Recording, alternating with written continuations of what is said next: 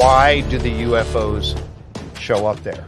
Why are there so many going there and spotted there over most any place else in the world? There are other UFO hotspots, but Skinwalker Ranch area is definitely one of them. This shot right here, this is basically a collage of all the UAPs that they had seen over the ranch during last season. They put them all together into one picture, and that's a lot of them. And it was when the drill rig was in the ground, their compasses were changing. Instead of pointing to north, they were pointing at the drill rig. I mean, how does things like this happen?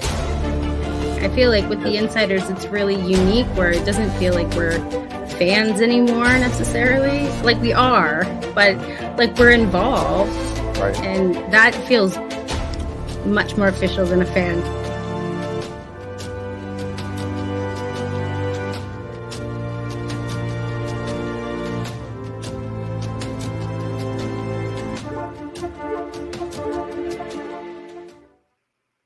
John, Jeff, we haven't what are we talking about?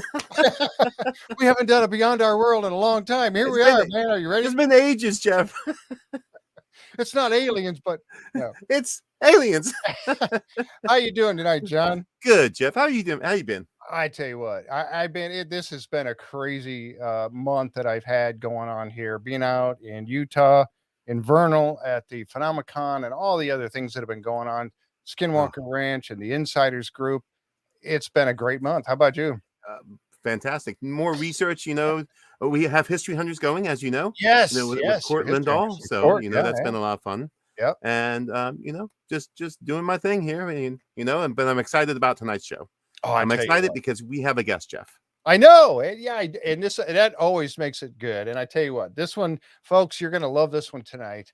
I met this gentleman through some people I met in Vernal out there at the Phenomenon, James Keenan, and also I've talked with Chris Bartell, and I met this gentleman here.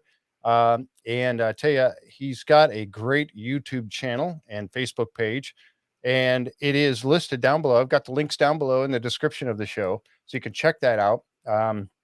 If you want to check him out later, he's got a lot of great stuff. We're going to have a great time with him tonight. But before we get to that, I wanted to say real quick, first of all, thank you guys for showing up here tonight. Appreciate everybody. If you want to help support the show, we have our Patreon channel. And of course, it's patreon.com, and it's jfree906 out there. And also, we have a new Discord channel that we just got rolling. It's got a couple different channels on it for chat and for voice. You can do, go out there and talk with each other. There's a channel for the Curse of Oak Island, and then there's the Beyond Our World, which is Skinwalker Ranch and all of that. The link for that is also down below, so you can check that out if you'd like. And but again, we appreciate everybody showing up tonight. And without further ado, I got to tell you, let's bring on the man himself, Carl the Crusher. Sir, thank you so much for coming on the show. All right, thanks for having me, Jeff and John. It's my pleasure. I tell you what, I tell you, ever since I found you, and again, like I mentioned earlier, I found you through James Keenan, and you not only know James, you just mentioned a few minutes ago, I guess, that he's coming over to your house or something. Yeah. So we have a whole trip planned coming up. I've been doing research in several locations across southern Utah, Arizona, Nevada, that strangely tie into the mystery up at Skinwalker Ranch and the whole region in the Uinta Basin. And so James has been chomping at the bit ever since we met like over a year ago at the first Phenomenon. Oh, really? Okay. To come and check out a lot of these hot spots that I've been researching on my own. So we're going to go to several locations around my house, and then a place over in southwestern Utah that I've nicknamed the Magic Mesa. And then we're going up to Mount Wilson Ranch, which was the precursor to Skinwalker Ranch. Yeah, we're going to have to be talking about Mount Wilson Ranch, because that I've watched your videos. And again, folks, I got to tell you, out on his videos out there, he has got so much, and you've taken the whole Mount Wilson Ranch. You've taken that and divided that up into sections because you were there for so long. But But before we get to that, the thing with James, and by the way, James Keenan is coming on the show here with us. He will be on the 19th of this month, and that'll be at 7:30 on Wednesday. And co-hosting for that is Shannon DeSalvo from The Insiders. She's one of the moderators over at The Insiders, Skinwalker Ranch Insiders. But anyway, we're here to talk about you. So first thing I got to ask you though, Carl, is Carl Crusher. Where did the name come from? Like that? Honestly, my channel used to be called the Carl and Ginger Family Show. So we used to do a lot of like remote control car stuff and like cool family videos all together. And then a little over a year ago, my wife had other plans, decided to leave. So went through a divorce and I had to think, what am I going to rename my YouTube channel? And I grew up, probably like you guys in that era where everybody was like, Hulk Hogan, you've got all these nicknames, everybody has like this classic memorable name, that Dwayne the Rock Johnson, all these guys.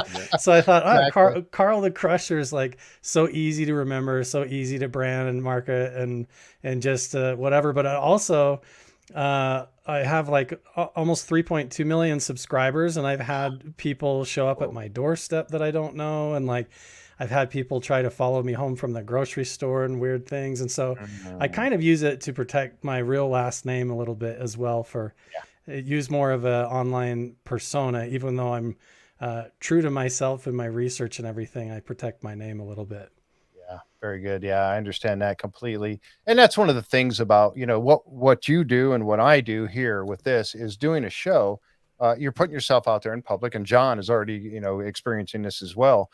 And some of my co-hosts from the other shows, but you start to, you're a public figure now, and for me, a very small degree. I don't have 3.2 million subscribers, but for a small degree, I also, you deal with that. And so you have to be very careful because, as you well know, there are times when not everyone agrees with you. Right. And sometimes the people who don't agree with you want to tell you how they don't agree with you. And it's just one of the things you have to deal with once in a while, right? So. Yeah, and there's also the integrity of some of the locations that you're researching, that the owners of the property want to protect, or that you want to also, keep a little bit secret because you don't want it to get trounced or pillaged of artifacts and things. And so, yeah, for a lot of different reasons, I try to be mindful of all of that going in and coming out, and how I put everything together and present it. But I try and do it quick to where it's almost like every video sometimes feels like a little mini 48-hour film festival, and it does get, put under criticism and stuff. So It's interesting. I'm trying to put the truth out there, but I'm just working for myself and doing it on my own and trying to cover as many angles as I can.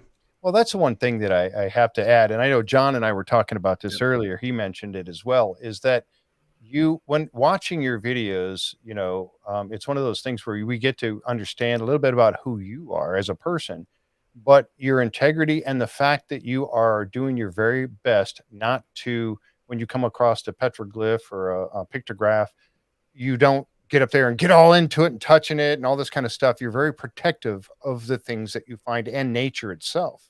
And I admire you for that. That's great. Yeah, and I think even with my opinions, I try to make it very clear that I'm speculating about the interpretation of what I'm seeing and how I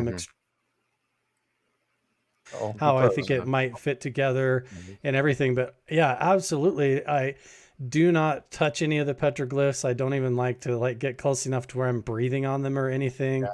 And I absolutely try to even pick up the litter and the trash when I come out. I know. But yeah, it comes with a two-edged sword, because then it's that double-edged thing where it's like, but I'm also like revealing petroglyphs that nobody knew about sometimes and creating an interest and drawing intrigue there. So it comes with responsibility and making sure that I deliver that message as well.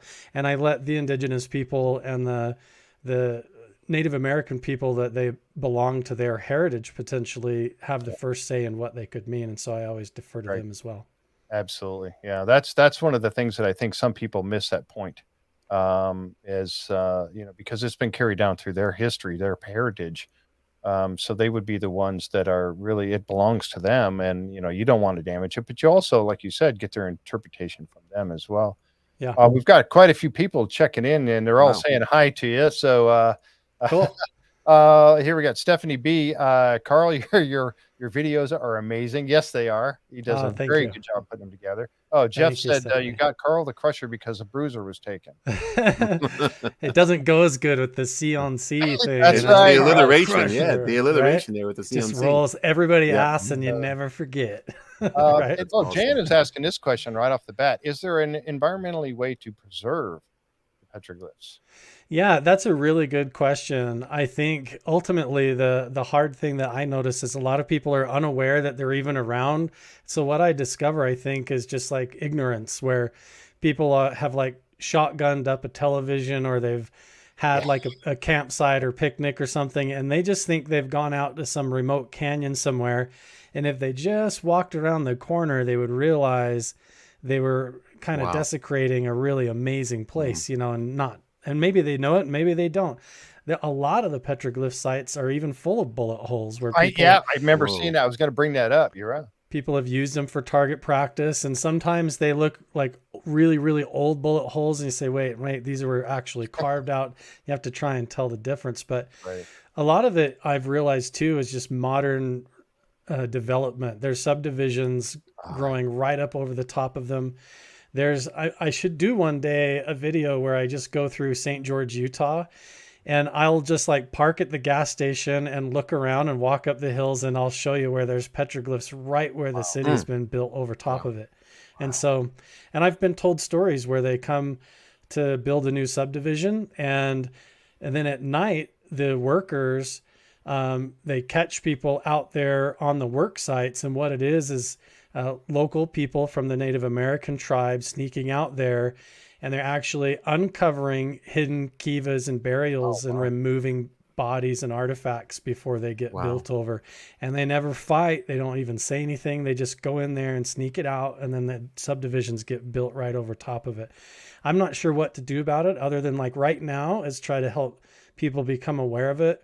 And if you become in your local area aware of the history around you, just get involved and make sure it's not getting overthrown with litter and development and stuff, that you can step in and help the community protect and the people that it belongs to. Yeah, that's something that Tom mentioned it very well here. He said, great point. If you're not willing to carry it out, don't carry it in. Exactly. Yeah. And it feels good to carry extra out even when you didn't take stuff in. It always just feels like good karma. Yeah. Yeah, exactly. Kind of clean it up and preserve these places because it is history. Regardless of what some people may not care about the history, many others do, and I really applaud you for that. I think that's very admirable to take care of those things, and I feel the same exact way. We're talking about the petroglyphs and everything, and this is where I originally met James Keenan.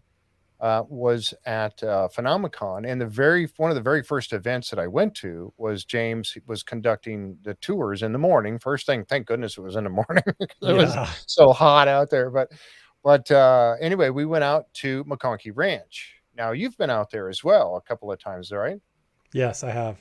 Yeah, he conducted the tour and actually spoke at each point along the way, and so I was able to get a bunch of pictures. Take me through and James does an outstanding job explaining all these things to everybody as best as he can, with the knowledge that he has with everything. But take me through your ideas a little bit about it. What is your impression of at least those at McConkey Ranch?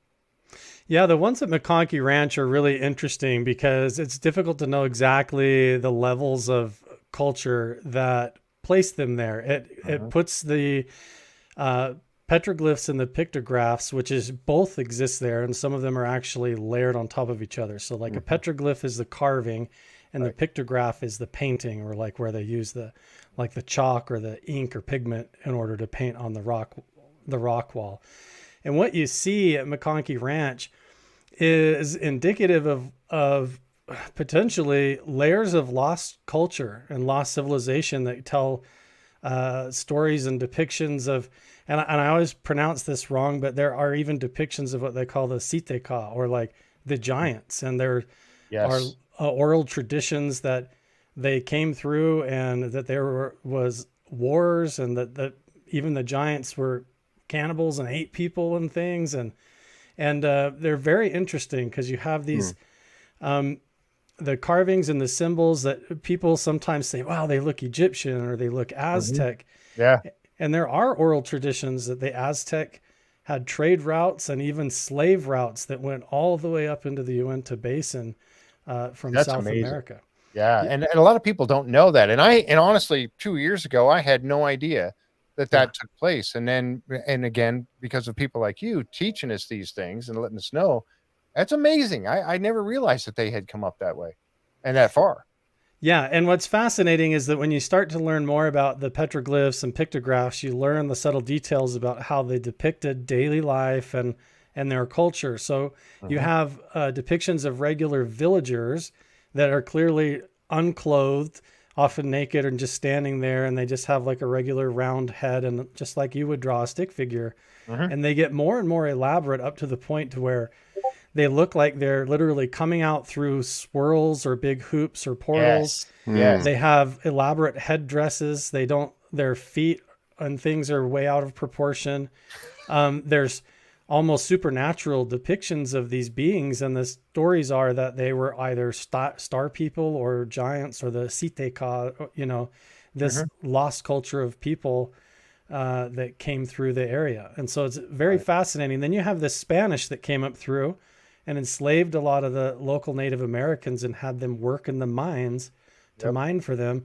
And they also went through and carved all over the locations as well. And so you have levels of it that you have to look through. It's very interesting stuff. Now, Carl, there are many native cultures that report giants and things like that. Have you studied any of the other cultures around the U.S.? And because, there are giants at burial sites sometimes, and sometimes they, the skeletons, or Jim Vieira does a lot of work with this, but sometimes the evidence disappears. So have you done, based on what you see pictorially, have there been any like actual evidence of skeletons, remains of giants? Yeah, I have personal friends of mine that have been on dig sites that have uncovered femur bones that they would describe as belonging to a giant person. Wow. And then they've witnessed them within 24 hours come and get taken and disappeared and seized, and all kinds of stuff happen. These are very credible people. But also I'm, with James and other people, in the next couple of weeks, we're actually revisiting a few very credible locations where there still could be sites where there might be things. Wow. And maybe even up at Mount Wilson Ranch, not to jump ahead too far, but all the way into Nevada, the stories at Lovelock Cave of the red-haired giants there, and how they were chased in there and like smoked out with fire by a band of Native Americans that were giant hunters that were trying to protect their people. And the stories that come out of Fredonia, Arizona, and over clear to the Grand Canyon, are that even early settlers and pioneers that came in to go up and look to prospect for mining places, the stories are that they even encountered giant people and sometimes little people like hobbits. Really?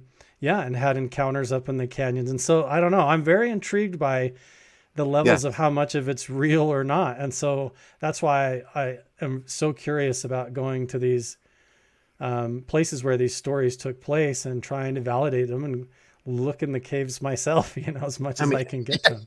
Because there are biblical accounts of giants, Yes. I'm not saying as a Goliath. historical, but Goliath and the Nephilim and other, cultures have said there were, a giant race. So what you're saying, and when you present those pictographs and, and petroglyphs of giants, it gets you to wonder, is there a reality, and why would that reality, if there is, why would that reality be covered up? Yeah, and even alongside the depiction of giants is these strange depictions of anthropomorphic figures that do not look human. They look more like extraterrestrials, or almost like a Kachina doll, or like some kind of a spiritual apparition than they do a human figure. They have the wrong amount of fingers and toes. They have the wrong shaped heads and eyes, sometimes even either headdress or strange antenna. And they're always tied with these stories of astrology and astronomy and encounters, almost like coming through portals or other dimensions. And so, I'm very fascinated with that. And I see that not only clear up in the McConaughey Ranch up there, but right around my house down here in southern Utah, and it's the same all the way over by Chaco Canyon, clear into Arizona and into Nevada. It's like there was this whole Southwest region that was connected. And I think if people looked around wherever you live in the United States and started looking into it, even up around the Great Lakes regions, there's a lot of interesting stuff up around there as well. And one last question pertaining to the petroglyphs that you're seeing, the portal symbol, the kind of swirly symbol that, is that a reoccurring theme amongst the, different places you've been? And can you talk about that? Because that's fascinating. I mean, absolutely. Skinwalker, we've seen what we thought was a portal. Remember, Jeff? A ship just goes in or bursts out, So can you talk to us a little bit about what you're seeing as far as the representation of them? And if there's, in your estimation, is it mythological, or are they really imitating what they're seeing? Yeah, I think it's a blend, as well as a lot of things. These symbols are kind of like the same as today, like we would use an emoji. These symbols, I think, have a layered meaning and depth to people, both in the physical world, but also spiritually, internally. And the same goes for these spiral petroglyphs and symbols as well. So on the surface level, they were used almost like a tribal symbol for a direction of travel and how far to travel. So there was part of it that was like, if it's going clockwise or counterclockwise, it was like, look at the spiral and go this way or that way. And exactly what it means and which way to go, I'm not even still sure, and where they point. But I have seen spirals that actually do have an arrow pointing off the end of the spiral, like go this way. I saw one on one of your videos. Yeah, and then you follow that arrow, and then sometimes there's a little stick figure with his hand even pointing, like go this way, like literally just that simple. And I wish I had that picture. Yeah, it was an excellent picture that you had. And you showed it on one. You guys will have to watch the video too. That's amazing. On his YouTube channel to see that. But yeah, exactly right. There was a portal there, and there was like you talked, there was a stick figure there that was pointing away from it, saying go this way or whatever. But oh my gosh. So then you wonder, where is it supposed to go? And what's interesting also is that these spirals and the directions of travel, while they were like migratory paths that led to real places, like real other villages and other locations, or maybe dwelling sites or whatever, or ritual locations, but also they were metaphorically and spiritually symbolic. So they also symbolized, traveling towards the center place, which to certain cultures was Chaco Canyon or other sacred sites. But that was also this spiritual journey of traveling inward in your soul and finding your own center place and balancing out the balance between earth and the sky, and all your directional paths, cardinal directions with the universe. So it was like this whole metaphor. And so these portal symbols and spirals are very interesting when you see figures coming through or in or out of them, or supernatural beings seeming to throw them out of their hands, and then them appearing to a village or whatever. And they seem to have like part of a story where they actually depict a window or an opening, and then that's where the oral tradition also leads as well. So multiple levels. It depends on what kind of spiral you see. Yeah, and I've been learning all this too, and I keep getting more and more depending on who I talk to. Yeah, right. And that's something that we rely on, that expertise that you have, because of the fact that you've been out there looking at these, researching these, working with James Keenan and others, Chris Bartell, and that. And getting a better understanding of these things. The more you see, the more you can start to put together the story. And that's, Tom had mentioned that. Do you think it's talking about a story or telling a story? And before you answer that, John and I have discussed this before on the show, talking about the fact that they didn't have a camera on a phone to take a picture of what they were seeing. They had to draw it somewhere. Yeah. And because it was that important to them. Yeah. So like, here's an amazing example that blows my mind, that to me, it would take me a lifetime and I wouldn't be able to duplicate it. But like on the Anasazi Trail in southern Utah, like over by Ivins and St. George, there's a hiking trail you can go up, and there's petroglyphs up there. And they are astonishing. They're amazing. They do not depict normal daily life. They depict like some kind of a supernatural story. That's the site where the spirals are with arrows coming off. Yes. That I'm like, this has to go somewhere, But in that location, when you get up there, at the summer solstice, like right when the sun rises on that exact morning, there is a split in the canyon in the rocks that creates a beam of light that comes down in an exact spot on the petroglyphs that creates a spear of light in the hand of this one supernatural being.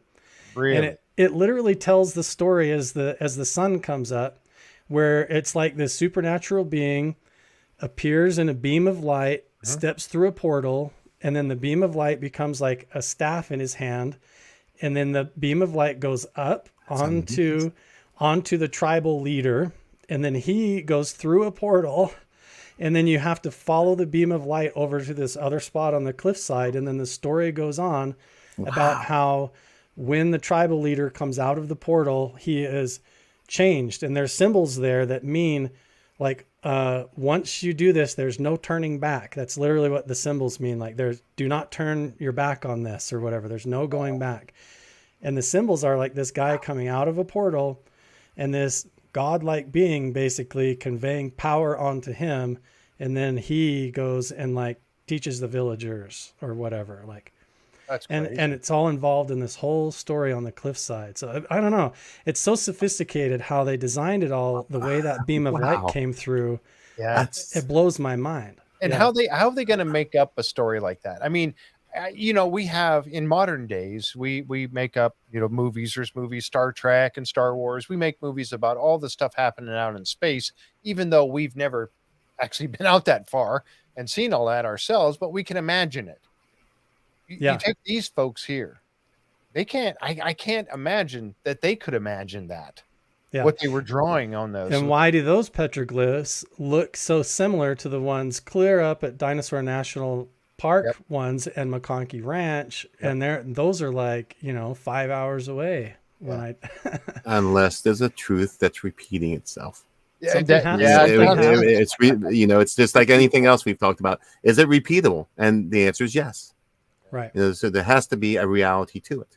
Yeah, there was some either kind of a universal event that occurred or a regional event that occurred that everyone experienced as a supernatural one, or there was a much wider, broad spread culture and tradition that spanned to where you find pottery that looks the same and everything that was a way bigger empire than we even fathom, that we know nothing about, almost nothing about. It's so amazing. Yeah. Unreal.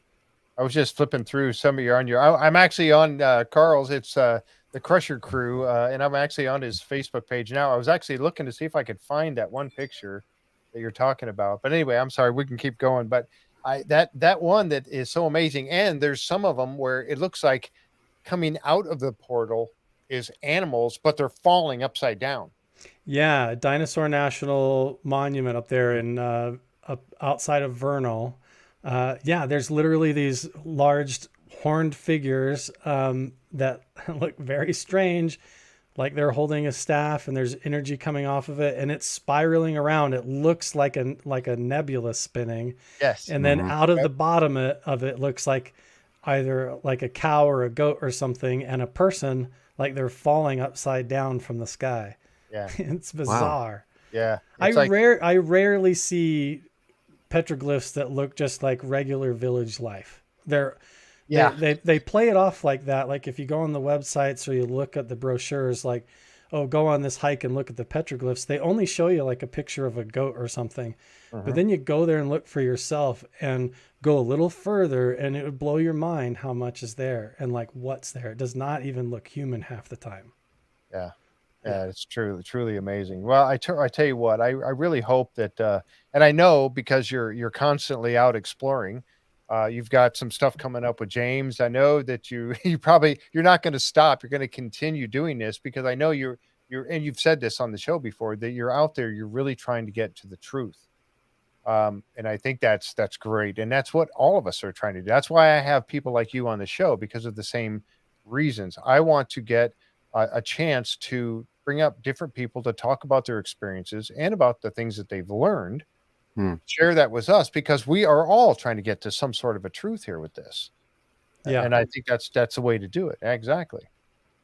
Yeah, I think so too. I kind of wanted to immerse myself in it. I found myself in this unique opportunity when I decided, like, what do I really want to do with this YouTube channel and with my life. And so I got really interested in the mystery of the petroglyphs and the pictographs. I was watching an episode of Ancient Aliens and sitting there, and I was like, wow, like they're referencing all these amazing depictions and tying it into the extraterrestrial phenomena.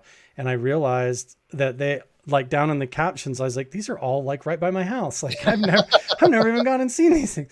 And then and then what happened was I would go, and be sitting in these locations, and then I was having these profound meditative spiritual experiences, or feeling like I was having out of body travel experiences, or I'd come home and have these phenomenal, like, mystical dream encounters, almost like the hitchhiker effect type of stuff started occurring. And so then I was like, what is really going on here? And that's when I started getting paranormal equipment to take with me, like tri-field meters and spirit boxes and a REM pod, and started studying remote viewing and the gateway method from the remote Monroe Institute, and then CE5 came out later and all that stuff. I've just been slowly getting into all of it, trying to understand what I've been experiencing in some of these ancient locations, and thinking maybe there's something to this. Like maybe these sacred ancient locations have a real magic to them, for lack of a better word, that can be explored. And I'm equipped in this position to go film it and explore it. So That's I'm amazing. having a good time doing it. Oh yeah, absolutely. I mean, that's like doing the show. John and I have kind of talked about this because John's now, he's working on several other shows. He works with Court Lindahl and Jake Roberts on their shows and stuff. But it's getting the opportunity to do something that you enjoy so much. I mean, you just can't ask for more. This show has been that for me. I have had the opportunity over the course of the last couple of years to bring on and meet such wonderful people like yourself, and bring you onto my show and just get to meet you and understand the things that a small portion of what you know, and bring it to all of us. And it's just been a blessing to me, truly. I found the picture that I was going through here again. This is from his Facebook page, the Crusher Crew. James Keenan, of course, and he's explaining this, but you can see this is that one we were talking about. If you don't mind, go ahead. You can kind of talk about this a little if you want. Again, yeah, I think I was actually filming him in this clip while he is talking about this. Yeah, so this was me and James and Chris Bartell, and we went up to find all these petroglyphs this day. We spent the whole day up here looking for all of them. We found a ton, but these ones are really interesting. I'm like pointing at my own computer screen, like you can see where I'm pointing. I know. I wish I could control this. You can do it, but But if you look right at the point of James's hat, you'll see that figure standing there with the horns coming out. Yes, and they're strange. Suddenly, it's like no longer looks like a feathered headdress. It no longer even looks human, right? It has like a strange appearance to it with these like almost bull horns coming out. Which there were Native American tribes that did wear bullhorn headdresses and stuff, or buffalo headdresses. But this figure has a strange thing in its hand, or a weird amount of fingers. Yeah, right here. They always have these short, stubby legs. Yep. And then look at the right arm going off into this big bullseye pattern that somebody shot with a gun. Yeah, right at one point. Hole in it. Yep. Yeah, right below that, you have a similar looking figure with this nebula looking pattern, which is so strange and detailed. That's unique. Like that's one of the only ones I've seen like that anywhere. And then again, you have the same, like similar horned figure with his arm stretched out into this bullseye pattern. And then it looks like an animal or a person falling out the bottom. Yeah. And then you have these weird lines that almost depict, like, I don't know, it could be a map of tunnels and things. It gets very difficult to understand two-dimensional depictions. Somebody's falling into it here. This guy, it looks like he's fallen into it or something. I don't know. But again, and some of the depictions you have to wonder, it could be like an overhead view or things. Sometimes you have like, there's like down below that kind of what you were just pointing out, that figure that looks like it's going in. You're like, well, but wait though, where's his head? And then you look down to the left and you're like, oh, maybe that's his head. And sometimes you have to piece it together because it's a violent scene or something, Right. you know, so you have to think outside the box and Right. And I really think it wonder. is because But if that you does not look like a depiction of village life to me. no, no, No, absolutely no, no, not. no, Right. Oh, we're out and we're planting our food and we're, doing Yeah. it and we're gathering our food and, taking care of our children, hanging them upside down and shaking them and stuff. Yeah, exactly. And like you said, it looks like this one, if you take this figure and you look at this figure and everything's there except for the head, and you take this head and you set it sideways, it looks like that's it right there. So, Did you yeah. notice that up at the McConkey Ranch petroglyphs as well up there, that the one big one that you get to is called the headhunter, Yes. and they all look like they have tears coming down, and they're red tears, and Yes. they're holding beheaded severed heads. You know, Yep. a And lot I of them have a are. picture of that, but I didn't have it ready for tonight. But yes, so and they're holding on to a head like on a string or whatever, and there's the head hanging Yeah. there. Yeah. Yeah, it's So truly could that be, you know, like a depiction of an invading tribe? And so they went up into McConkey Ranch and they hid up there, and that was a safe place. And they told the story where they survived or something of with the horrible thing that happened. But it's strange. They always have these weird supernatural depictions to them. And their here you stories go along with that as well. Yeah, here you go, right here. This is Shannon DeSalvo. She's Shannon's the one's going to be co-hosting with me with James Keenan, and she's the moderator, one of the moderators with Mike Owen over at the Skinwalker Ranch Insiders group and page over there. So anyway, she was asking this question, and this is interesting. When are you going to start traveling and seeing others? Is she really interested in comparing the petroglyphs found in Americas to those in Australia and other countries and how similar they are? Yeah, I've got some invites to go all sorts of different places and some plans to do that for sure. absolutely. Yeah, definitely. The ones in Australia are very fascinating to me, as well as like the Dogon tribe ones in Africa and some of the really primitive early human ones, because they, some of their most sacred symbols, like the indigenous people in Australia, they will paint right on their chest these symbols that depict, it's like a hoop with a dot and then another hoop or like a semicircle. And it's a depiction of like communicating into the dreamland or the spirit world, like through a veil, or like that they are in touch and they walk along two dimensions or two separate worlds, and they believe that there's the physical world, and there's like, I can't remember the name of it, but there's like dream time, which is this whole spirit realm that is inhabited by other beings and their gods. And so it's fascinating to me. The Dogon tribe in Africa is a fascinating one because scientists have gone there and they can't figure out why their cave paintings and wall art depict constellations before there was telescopes to even see the constellations. How would they have known? They say they were taught by their gods that basically came down from the sky and out of the ocean and taught them all these things and where they came from. And so they drew it on the wall. And so that kind of stuff is fascinating to me. Yep. Yeah, truly. And I can't wait to hear what you have to say about all that. I know that, and that's Mike Owen was saying, telling Shannon, this sounds like a great trip. We're just going to take a field trip. All of us jump in the car. We're going to head, well, not the car, but yeah, jump on a plane. We'll head on over there and check all this out. I tell you, that's one of the things about, I envy you and what you get to do here with all of this. I've done some traveling. I'm going to be out all next summer. I'm going to be out all over the West, and I'm going to be doing exactly, or at least to a small degree, some of what you're doing now. So I can't wait to get back out there. When I got my piece of Utah through September, and seeing some of this stuff and going out with James Keenan out there to those sites, just getting to experience it. And then when I went out on my own and I did some hiking on my own, the places are just fascinating out there. They truly are. And everywhere I went, like you said, when you get yourself down in these little narrow canyons that you're squeezing through and all of this stuff, you're constantly looking for evidence of, ancient life. Yeah. And that's what's so cool about it. And it gets really fascinating when you get there and you realize that, like, you notice something's different and you're like, what is that? And you realize, wow, there's like a reverberation or a vibration or an echo here. Yes. There's this sound going on or something different about this place.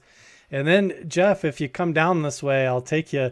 And then what you really need to do is stay overnight out in these Oh, I spots. will. When you experience it, like a lot of people go and they look and they take photos in the day and then they head home because it's scary in the dark, you know.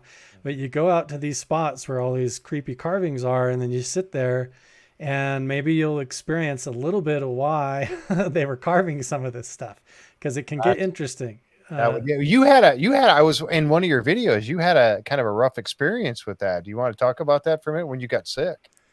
Do you feel like talking about that? Yeah. There's a particular slot canyon that I've been to a few times, and I don't know how much I want to say about it. It's actually it's off limits. You're not supposed to go there, which is part of why I'm like, the world needs to know. They need to see this. What's there? Why did they fence it off? You know? Right. So I kind of, I went where you're allowed to walk and got turned around, and I found, I found this slot canyon. Got lost. It's hard. It's so easy I got to get lost out there. I found this slot canyon, and I got back in there, and it's a very steep, narrow slot canyon. And I was back in there, very strange carvings of like a humanoid looking figure that has extra fingers and toes, has horns on the top of the head too, same kind of thing. And pictures of like a big wolf right above it. So to me, it's like these stories of skinwalkers and stuff. And I don't know, but I'm sitting in there meditating, and I don't know, it was probably like 4 p.m. And next thing I know, I'm just leaning back against this rock. And next thing I know, I'm like waking up like I had this missing time moment. And the sun's like getting ready to go down. And I'm like, whoa, how long have I been sitting here? Because I didn't even get tired, like to lay down and go to sleep. It was just like I turned off, and then I'm like, ooh, coming back awake again, looking around like, what just happened? And I started getting very dizzy. So I was like, I better get out of here, because it's a bit of a walk. It's like 2 miles out through a lot of sand dunes and stuff. So I got my stuff together, and I was like pretty dizzy all the way out. And by the time I got close to halfway back to my truck, I started throwing up and everything. Wow. By the time I got all the way home, I was actually passing blood in the toilet, believe it or not. No. And for like 3 days, I was just in my bed doing meditation, drinking like lemon water and saging my house and having bizarre nightmares for like 3 days. So then, of course, like a month later, I'm like, what happened? So I went back. You went back. Let's go back. Do it again. So I went back, and I didn't get sick, but I definitely got dizzy the second time I went back again. And, but I was way more guarded and didn't let myself like sit down and fall asleep or anything. But I wonder if there's some energy to some of these places, or geology, or there's something paranormal that could explain it. I don't, or all three, not mutually exclusive. A combination that could be a formula that propagates each other, that adds up to these things. It almost sounds like you're talking about vortexes. Yeah, this idea of maybe what we're calling like a portal or a vortex or a veil or a dimensional whatever, Stargate.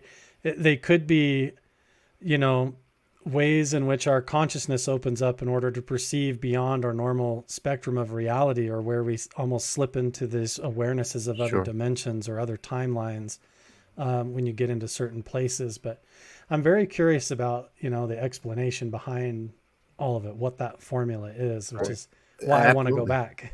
when I looked at the pictographs that you showing and the petroglyphs, it really resonated that those are ways of expanding consciousness, and that's what you're seeing. There's maybe a representation of that. So when when we talk about what you just said, it is an expansion of consciousness, and in some cases, is the body really ready for that?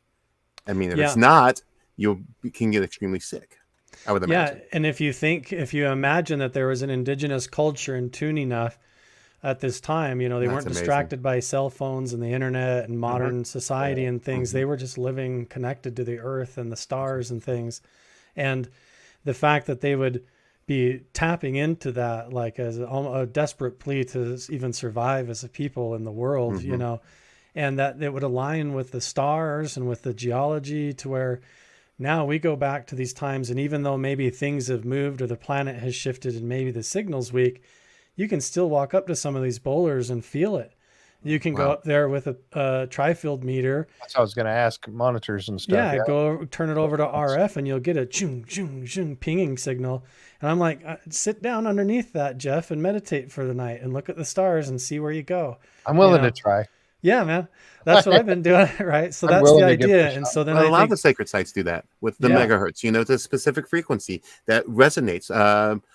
Stonehenge has that. A lot of them places like that. you look at Giza and Mhm. Cairo and everything and ancient depictions of it. If you look from overhead, they almost look like circuit boards, like these Yes. macro circuit boards with the same silicone and materials, almost like tapping into the energy field of the cosmos in order to amplify their own human abilities, almost like a Right. primitive Wi-Fi or something. Yep. But And you How know, would they? Why would they have built it that way? Yeah. and yeah, it it's doesn't funny. seem to make sense, like for what they say, like it's just a king's chamber or a burial chamber or No. whatever. They No. seem like these vast machinery is what it seems like, or mechanisms of circuitry. Yeah. Yep. And the Well, pyramids Jerry of Giza- asked. I'm sorry. Go ahead. Go John. ahead, Jeff. Go ahead. I was just going to show Jerry's question. He was asking Okay. Carl, any thoughts on the petroglyphs at 9 Mile Canyon? I feel a power energy there. Have you been there? Yeah, there's some bizarre ones in 9 Mile. I've plans to go to 9 Mile. In fact, I've got invitation to go up there soon. I need to get up there before it gets too cold. There's a few hundred acres just northeast of 9 Mile Canyon that have never been explored before that I'm getting Really? access to.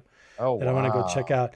There's Wow. weird ones up there, depictions of straight up what looks like an owl and everything, whatever the petroglyphs that were carved up there, a lot of them, what's cool about them is so many of them are so accurate. Like when you see an owl or an antelope, like you know what it is. Mhm. And then you see these weird like lizard things, reptile looking things and humanoid figures. And then you say, why would they choose to carve it like that? Right. 9 Mile Canyon has all sorts of oral traditions about it. Same thing. It's all tied up into Skinwalker Ranch in the Uinta Basin, that whole region. Wow. Yeah.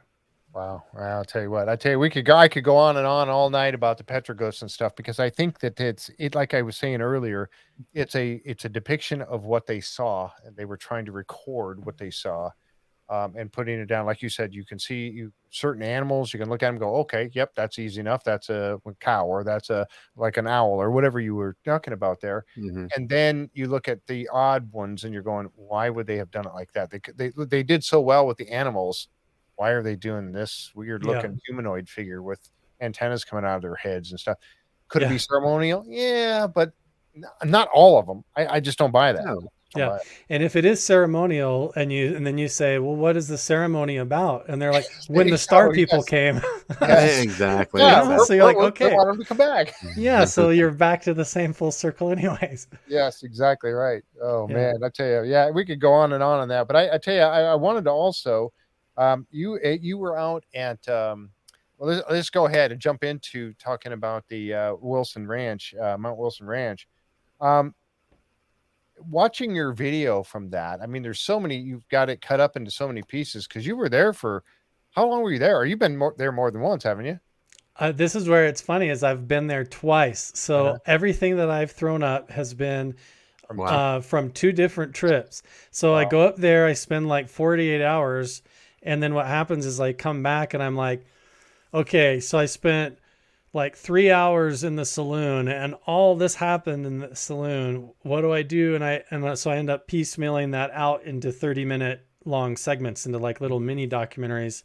And then at the end of the trip, I throw up one whole big chunk. So instead of everybody having to wait like a month for me to edit a full-blown 3-hour documentary, I try to get it out every 3 days. As soon as I get home, I'm like, okay, here's what happened here in this room.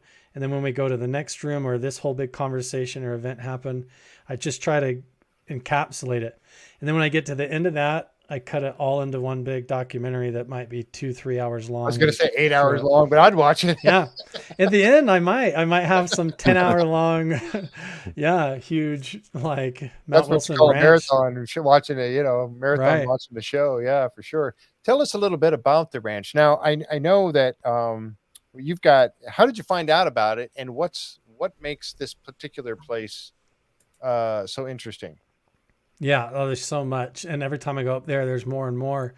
So how I found out about it was because I was going up doing research around Skinwalker Ranch and working with Brandon Fugel and his team up there doing research, and with James Keenan and everybody.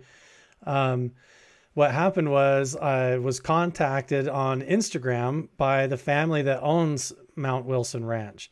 The daughter actually reached out to me and was like, hey, my dad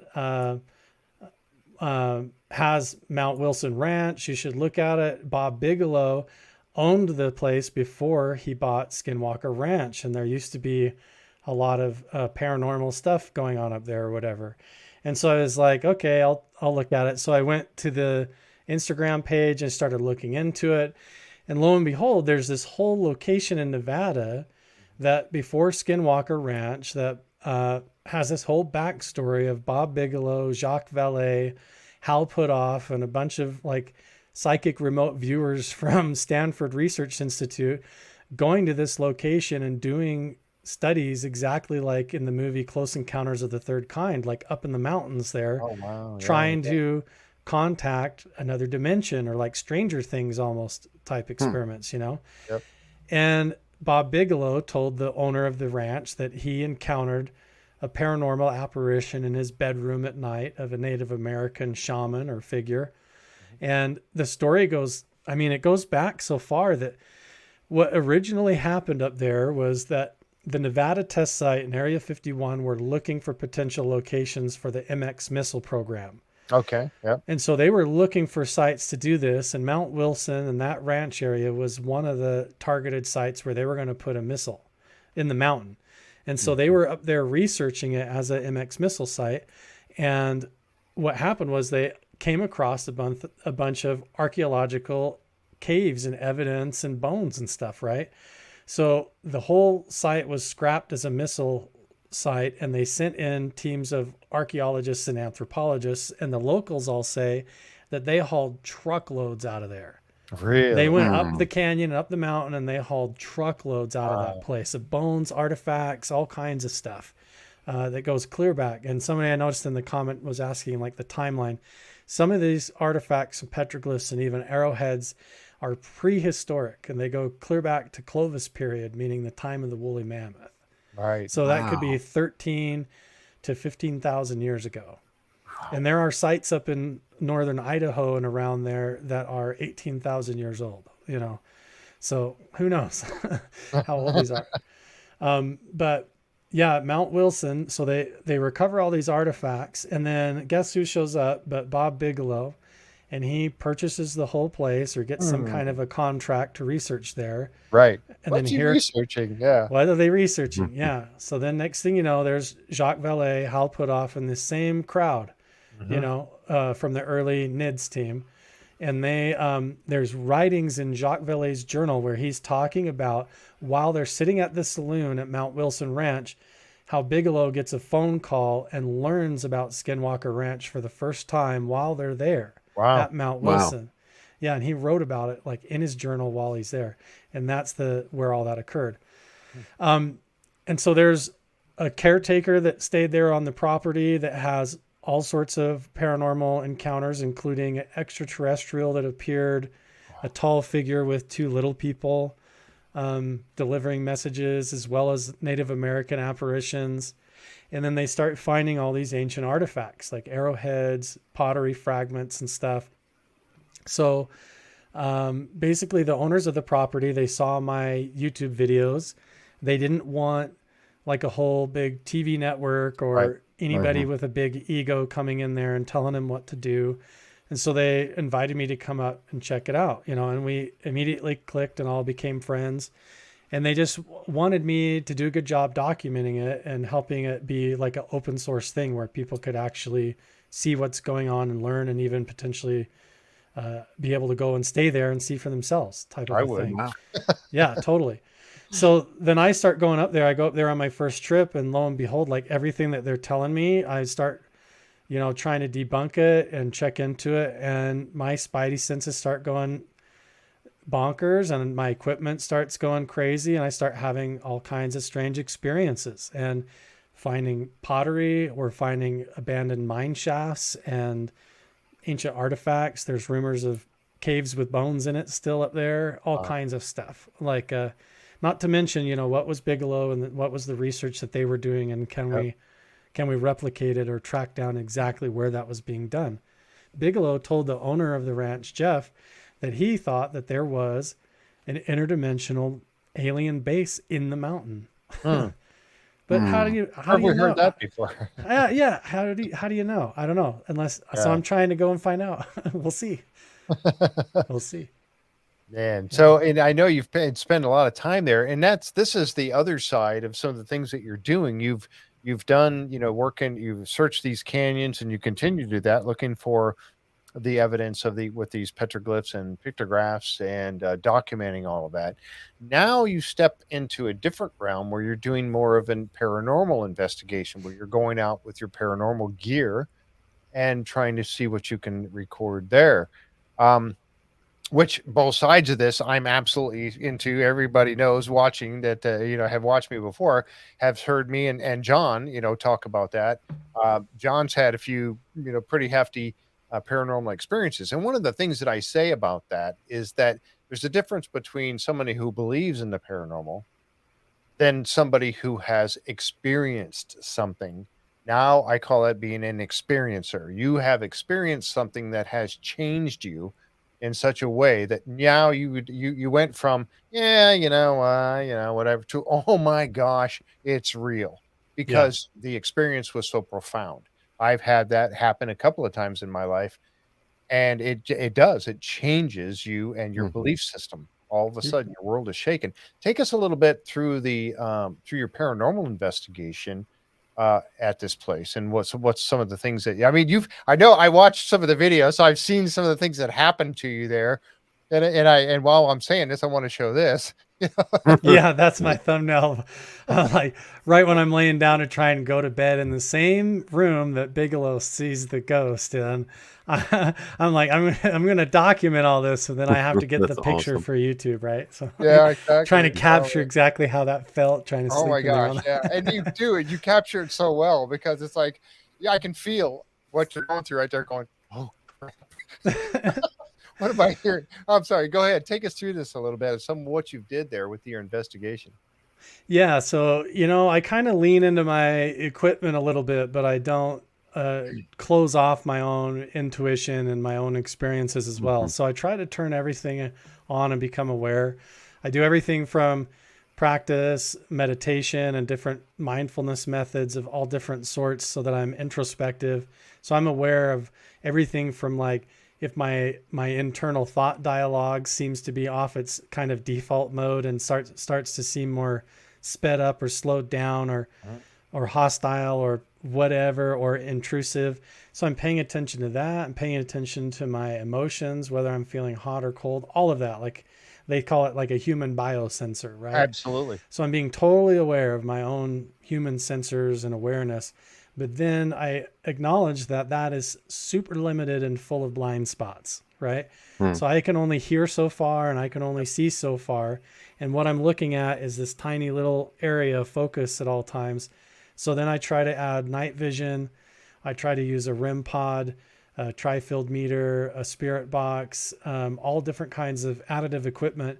So then when I go to a location like up at Mount Wilson Ranch, I go to these spots and where I hear all of these stories about where events occurred.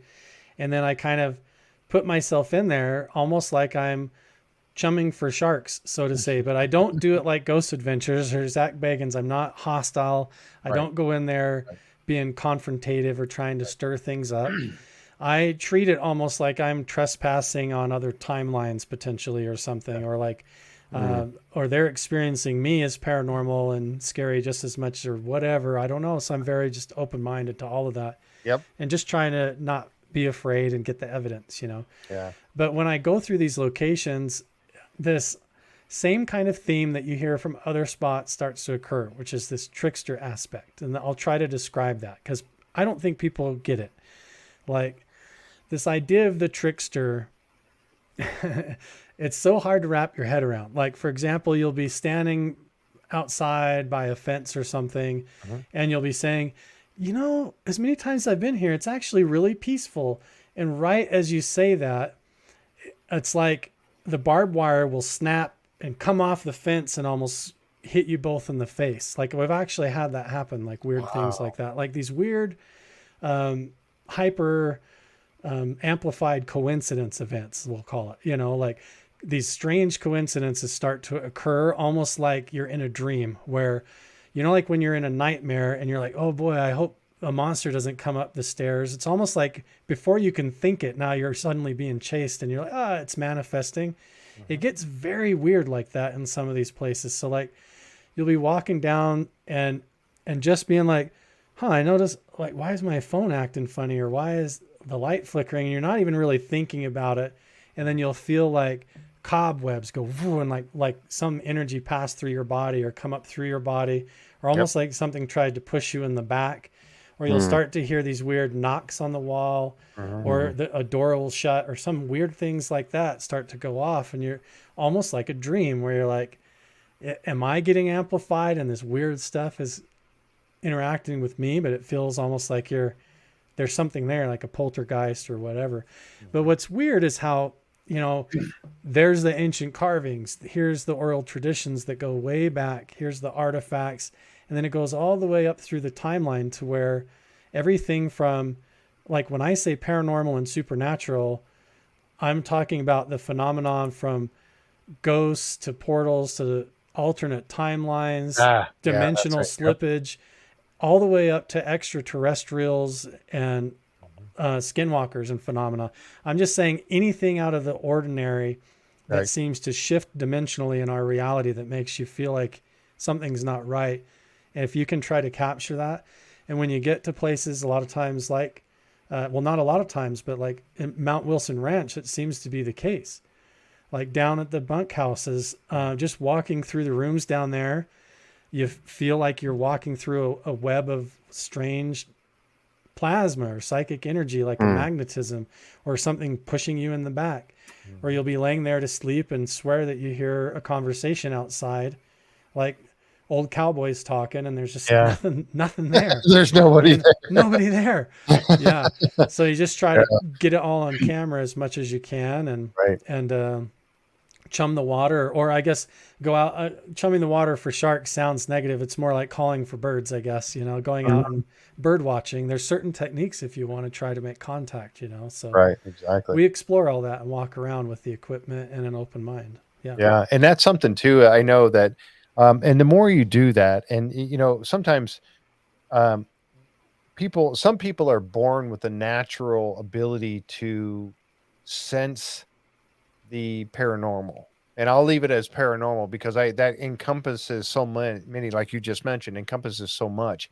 Anything not normal is paranormal. Yeah, exactly. Anything not natural is supernatural. Yeah, exactly. That's what I mean. Yeah. Yes, exactly right. And some people are just naturally born with that ability to feel or sense those things happening. Others, like myself and probably yourself, I don't know, I'm kind of speaking for you there, have kind of developed it as you continue doing the work that you're doing.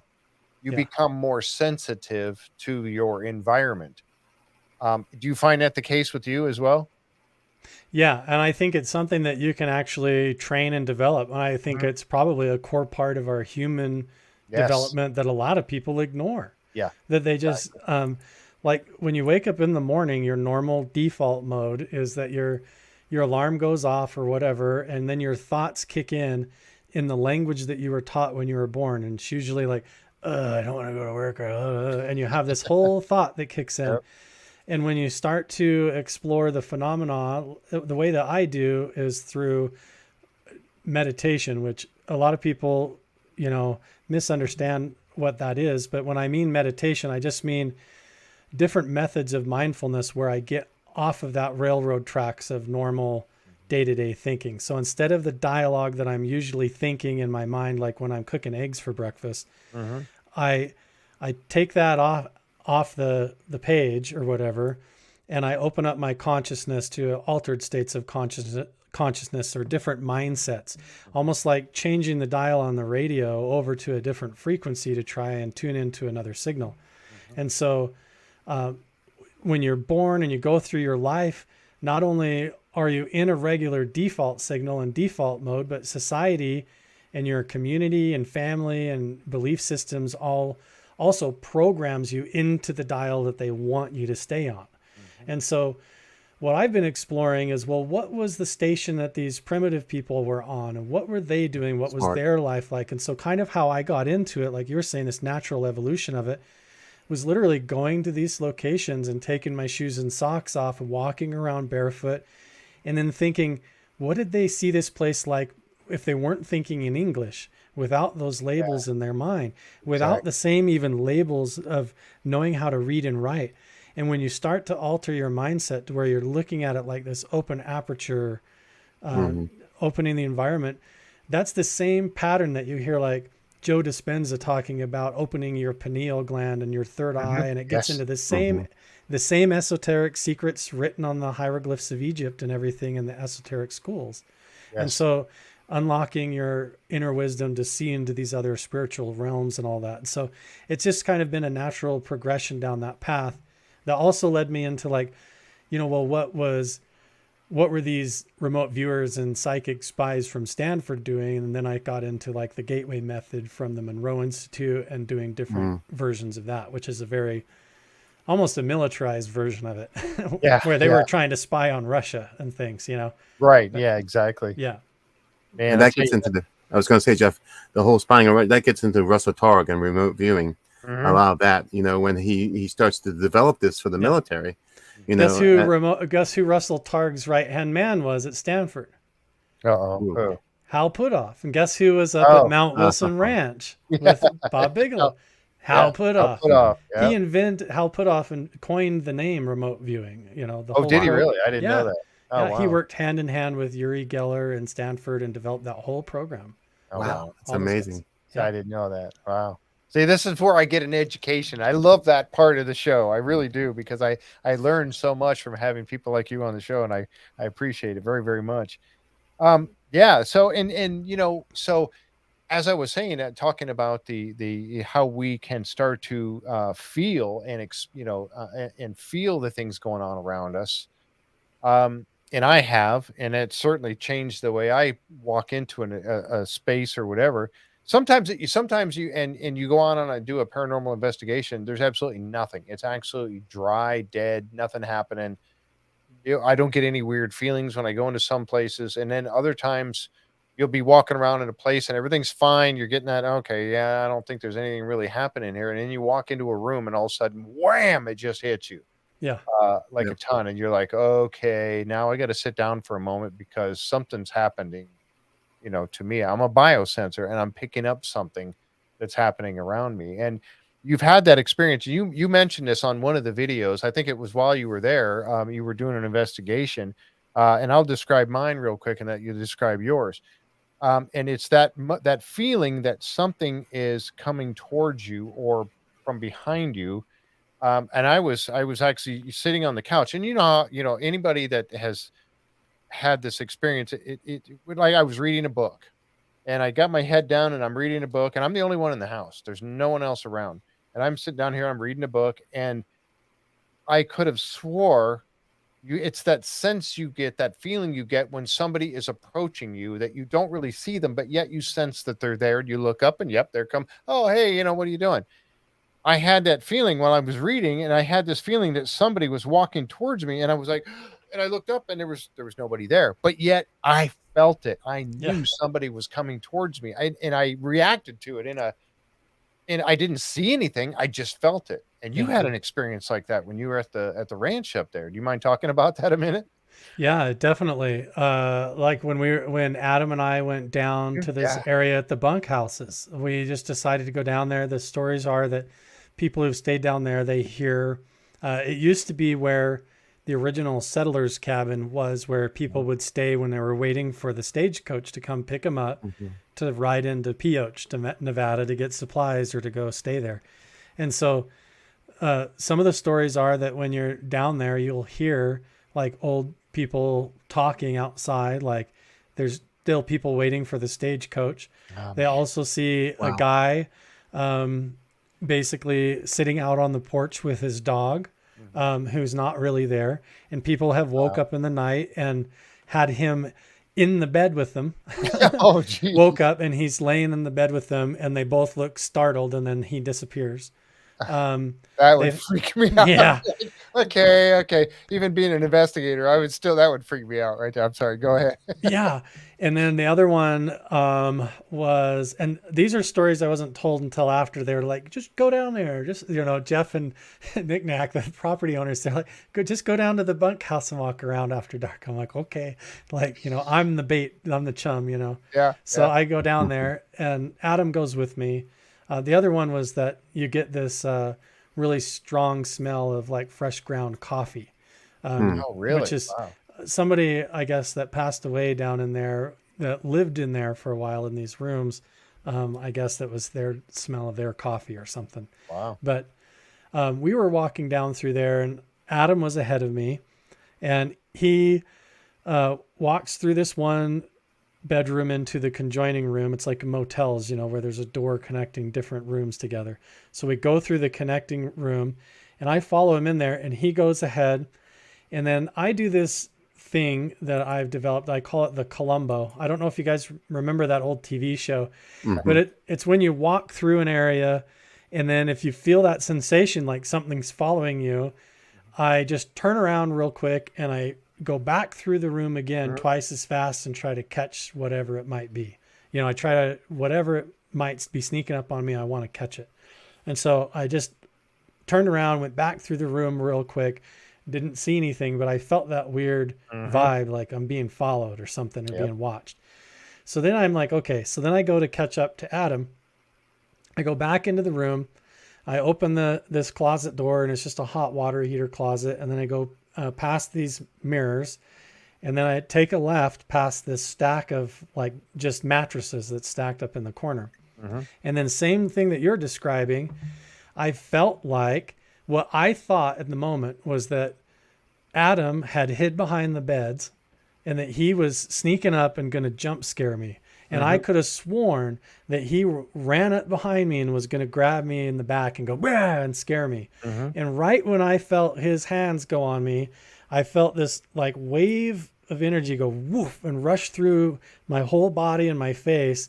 And I heard the sound of the plastic covering the mattresses rustle, like as this thing comes up behind me. And I whip around, and same thing, nothing there. And then I go, what the heck? And then Adam is the other way, and he comes out of the other room, and he's like, tell me that you felt that right there. Because he had just gone through there and felt almost the same thing happen to him. Like this weird energy passed through him, Wow. Yeah. And then later we talked on the phone to a local up there, and he reiterated his story about people being together and feeling like they walk through this weird energy, like psychic web that feels like a mesh or something that goes through your body. And I felt it more than once up there, and weirdly really? down in that bunkhouse for some reason, even though most of the stories are like up around the saloon, this is down in a spot I wasn't expecting. Yeah, check out this saloon too, folks. This is the picture of him at the saloon. This is crazy. I mean, look at this place. I mean, would you not want to do an investigation there? I couldn't. I would. Oh yeah, I'd give just about anything to go there. And do Look at my eyes. I'm like, what have I gotten myself into? So people have sat in those two chairs, and while they're talking to Jeff at the bar, they freak out because they can see in the mirror on the balcony up behind them, old Western people sitting up there. And then everybody looks up there and there's nobody there. And then they look back in the mirror and the apparition's gone. And people have gotten up and like left because they're like, and they leave. People sleep in the motel across from the saloon. And Jeff has had them wake up in the middle of the night, banging on his door, saying, why didn't you tell me someone was staying in the room next to me? I thought I was up here alone. And he's like, nobody's staying in the room next to you. Yeah.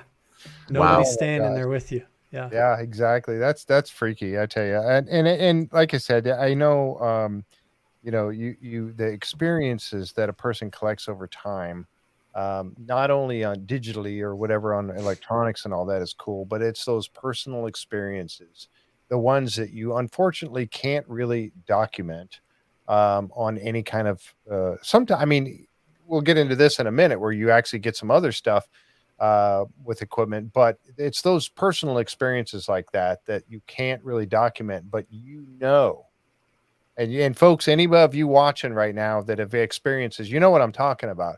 You know that something paranormal just happened to you, but yet there's no proof. You could tell everybody about it all you want. They're like, "Oh yeah, that's pretty cool, yeah, Jeff, yeah."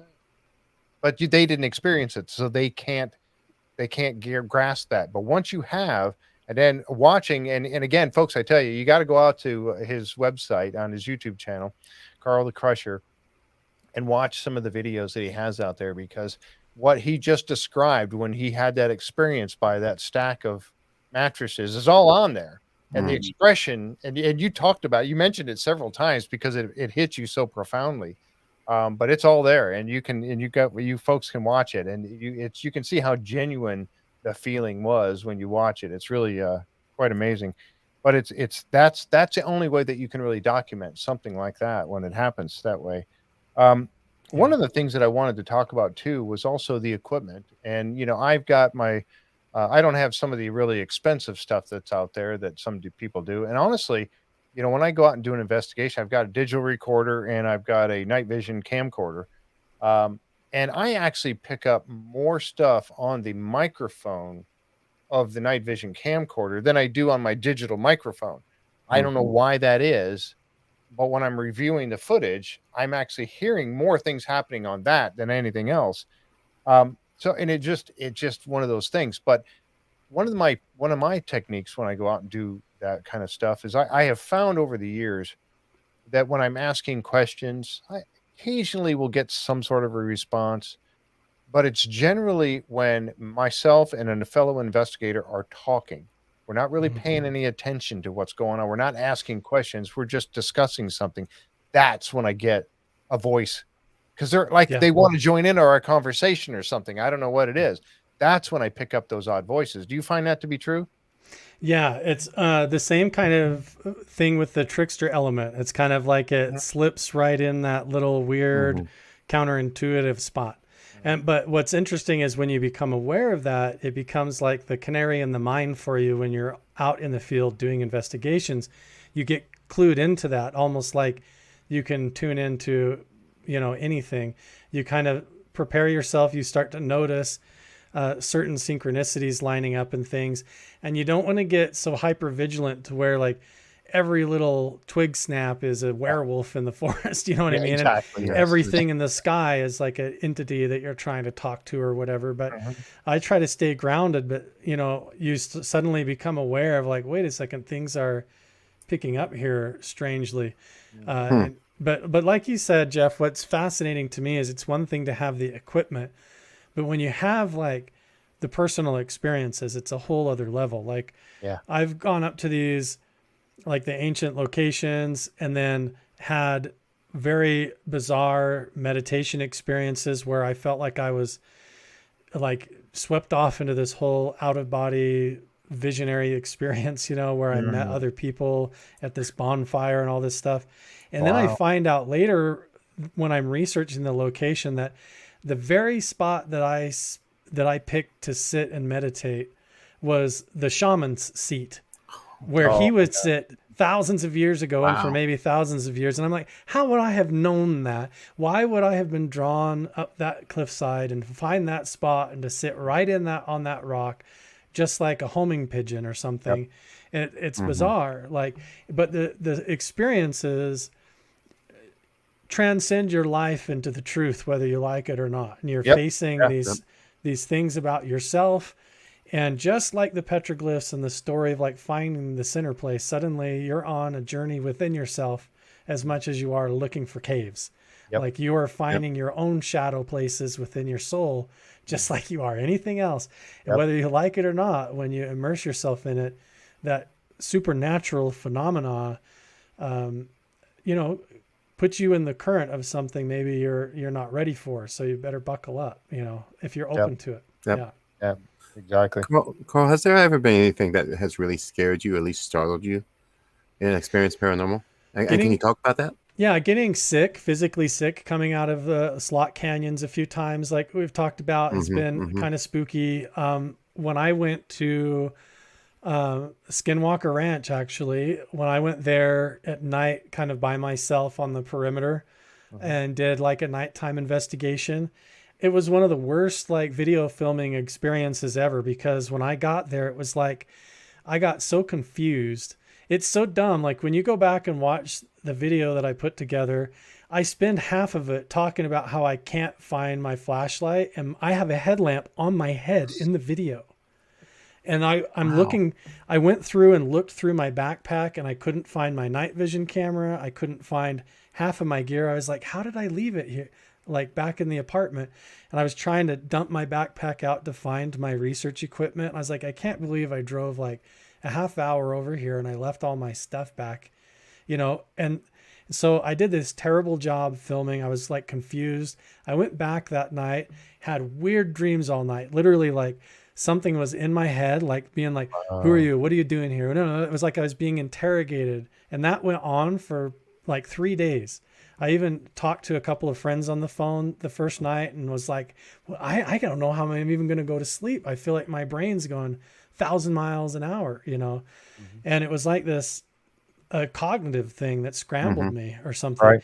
And then I went out there the next day, all of my gear is right in my backpack where it was supposed to be. I'm like, how the hell did I not see it in there? Right in the zippers. And I'm watching the footage back when I get home. I'm like, the light's on your forehead, you dummy. Like, and I couldn't understand it. Like, why did I get so confused? But then I've talked to Caleb Bench and, Dragon and all those guys. They've all at different levels had that and had it follow them home. Yeah. Just like the question asked, Christian. Yeah. Yep. Now, Carl, do you think that was intentional, or do you think that was just kind of a phenomena of the landscape? Of the area, yeah. Exactly. That's part of the big mystery that I'm open-minded to. Is there something, is it as simple as the geology there creates some like piezoelectric effect, that like some energy that comes out of the earth during certain times, or during certain tectonic shifts or earthquake movements or something, right. And that could affect your consciousness in a weird way, almost like walking through an energy field could mess you up. It could be, I've even explored, like, was Bigelow and these guys that were all laser physicists, are they using satellite systems and doing this Havana syndrome testing on people? Are they trying to read people's minds or project false experiences into people? And did they just try to do me, or what? Like, maybe. Is that why people are having brain damage from these encounters? Or is it weapons testing development for these programs? I don't know. So, or does it fit in line with the stories of the Skinwalker phenomenon? And is there some dimensional time rift there that you're stepping into that affects you and your consciousness, and other things exist in that space and they interact with you? All of that's on the table for me. And I'm kind of following those breadcrumbs around, trying to figure it out. Yeah. And that's one of the things that, I do. And I've talked to some other investigators that kind of do the same thing. We had a gentleman on the show, Greg Lawson. He's an author. He was at Phenomicon and he spoke at Phenomicon. He's a professional investigator. So he kind of looks at this like an archaeologist would work in the ground. They're not going into there with any kind of notion about what they're going to find. They go in there to simply look at the facts, gather evidence, put the evidence together, and to some sort of a conclusion, if you can.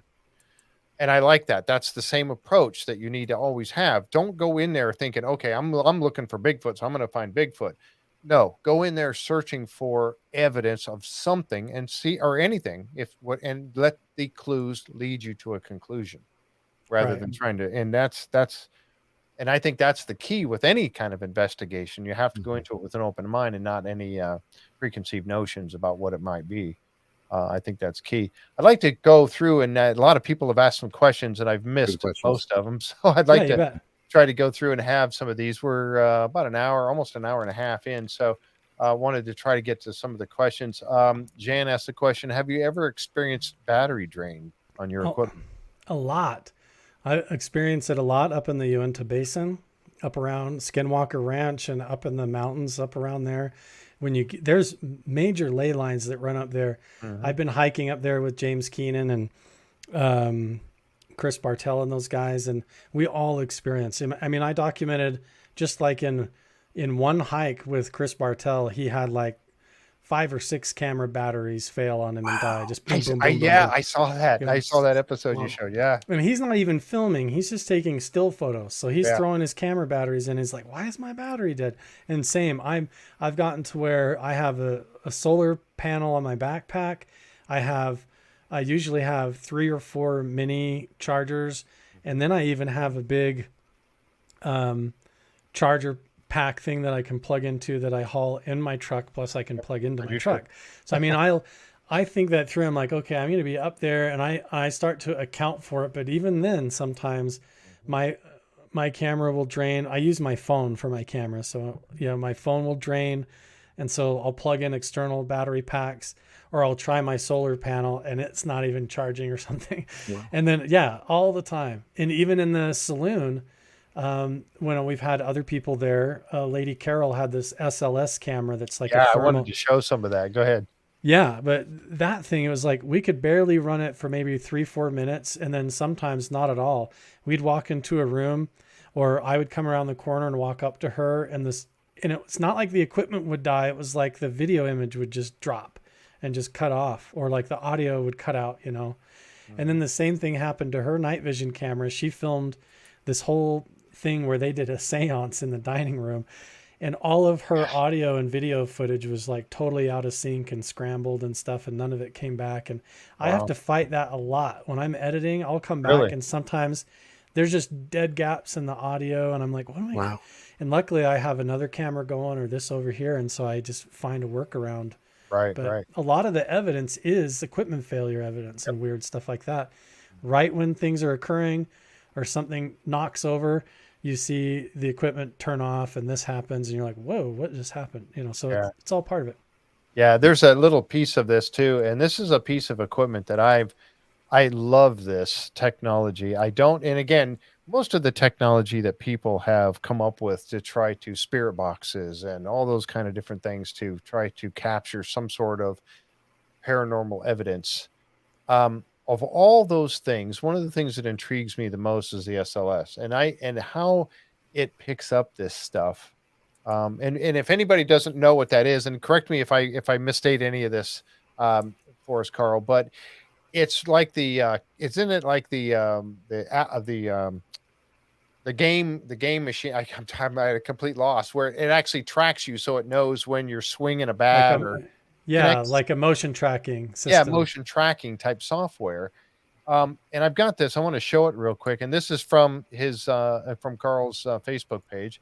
And it's this little piece that you were doing. And you see this figure that's up here on the table. How does this thing work like that? I'm gonna play this just briefly, and I don't have the sound on, but you see that thing going ahead. I'm sorry, go ahead. So this device is picking up thermal heat imaging, so it's detecting the different heat and the motion tracking and, depth of field. So it's tracking all these different things and the audio as well. And what it's trying to do is pick up human shapes, human figures, and then it draws over top or overlays on top of that you're good.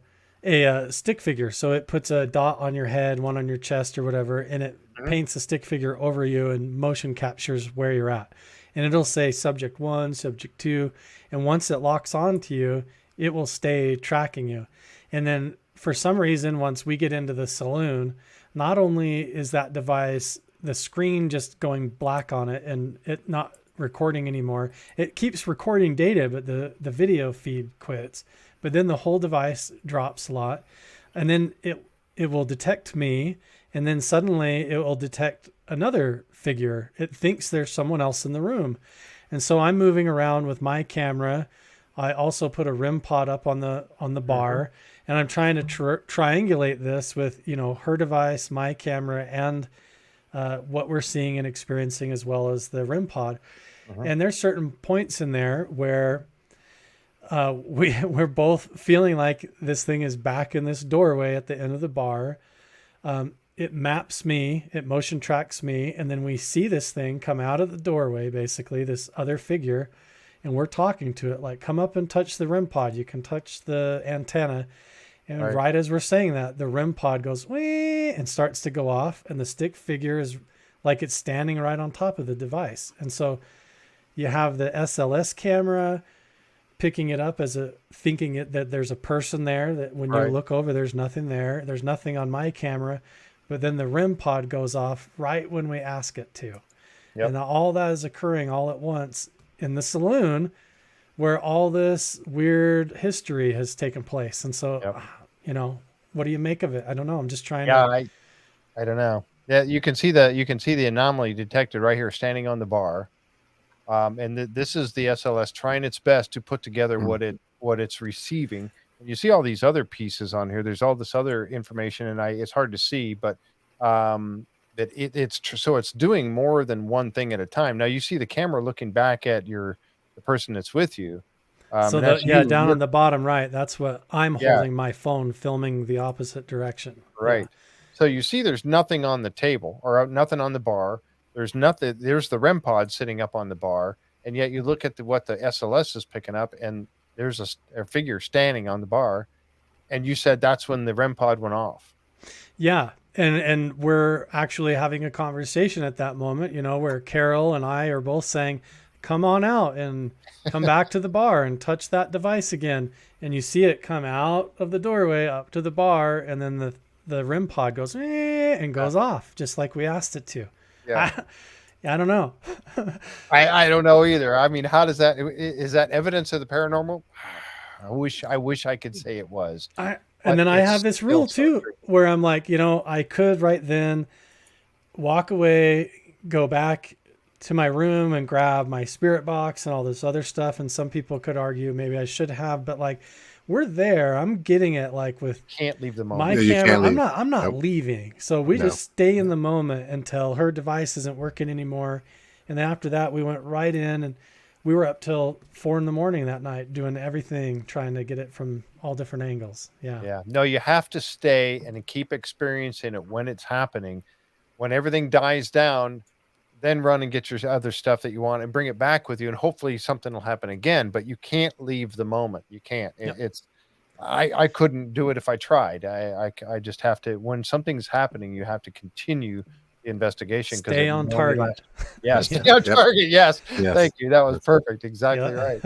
Okay, so we got a few more questions here. Let's see. I think SoCal Gal was asking, and this is one of the insiders. Hi, SoCal.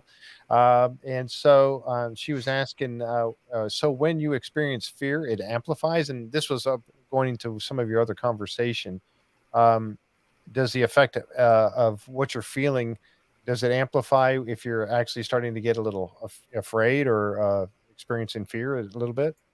I mean, it's hard to divide up how much of it is like when I'm feeling nervous, like I'm just hypersensitive and over assuming things. And so I try to stay clear of that. And I'll even mention on camera, there was like when I went back to go in the bunkhouse after having that thing feel like it was going to push me in the back, I was even talking on camera like, man, I'm gripping my camera handle so tight. I'm like, I'm having a hard time holding still. I'm like apologizing. I'm like shaking. I'm clenching my jaw so tight. I'm like nervous, and I'm actively trying to meditate and stuff. But that's where I think that weird trickster phenomena comes into, where if I'm like nervous or apprehensive or scared, it can feel like it's going to feed it or amplify it, or if anything, almost like it pollutes the data to me.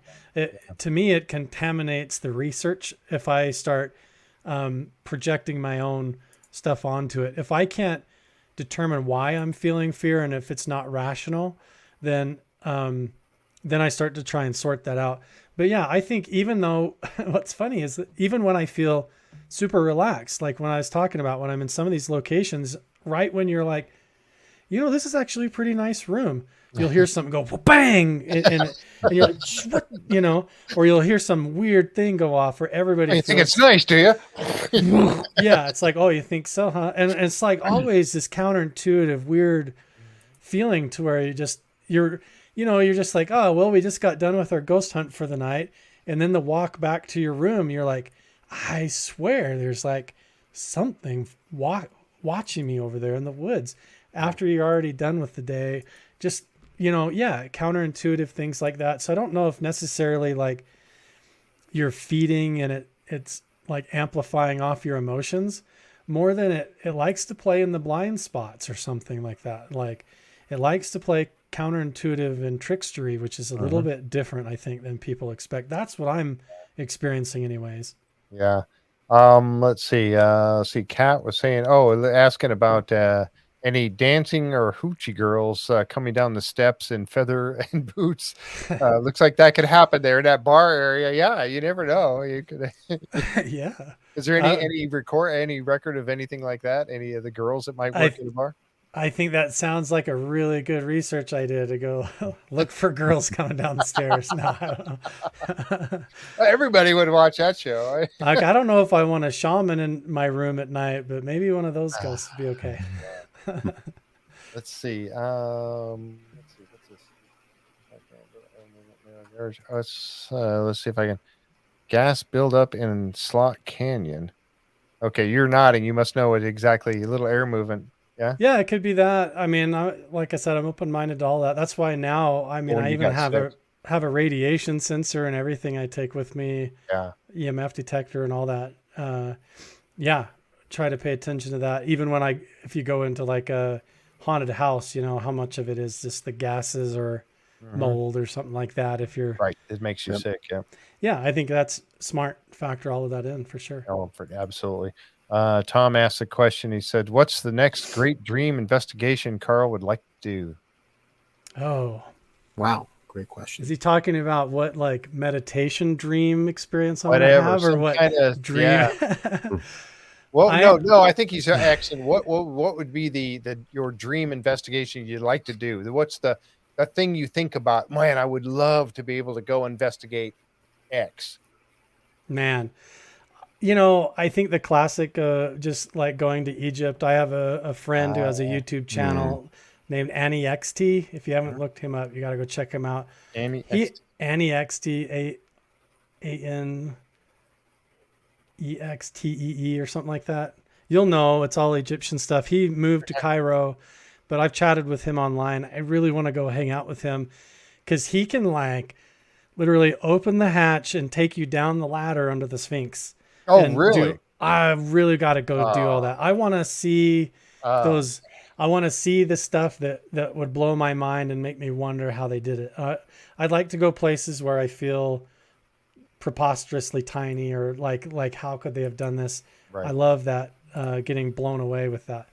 And I think I want to feel it too. I just want to go to the pyramids in that whole area. I want to feel it and experience. I think that would be something I would love to do. South America, like Teotihuacan and all that too, is way up on my list. Yep. Yeah. IR versus thermal. Which do you prefer? I try to look off of all the spectrums. My mindset is that we can only see the various combinations of the colors of the rainbow. So we can only see to the edge of infrared and then off to ultraviolet. And beyond that, you have to rely upon devices because our eyes we only have rods and cones that can see so far. The rest, like we've been talking about, falls into this other dimensional blind spot or this other realm.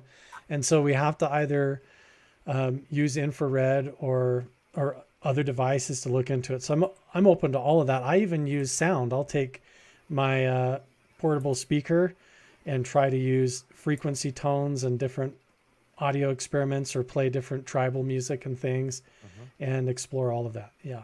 Wow. Yeah. Jan asked the question, does it make them, and then talking about the SLS and the stick figures, I think she said, does it make them look like they're on top of the bar or table because they're the pod can't detect their bodies behind a solid object? I'm not sure. Honestly, I wish it was my equipment and I have one. I'm trying to track one down to order it. I have all the funds set aside and dedicated to get one. So I wish I could. I know. Right? How much do they cost? What does that thing run? I don't know. I'm prepared to spend up to $500 on one, depending, but we'll see.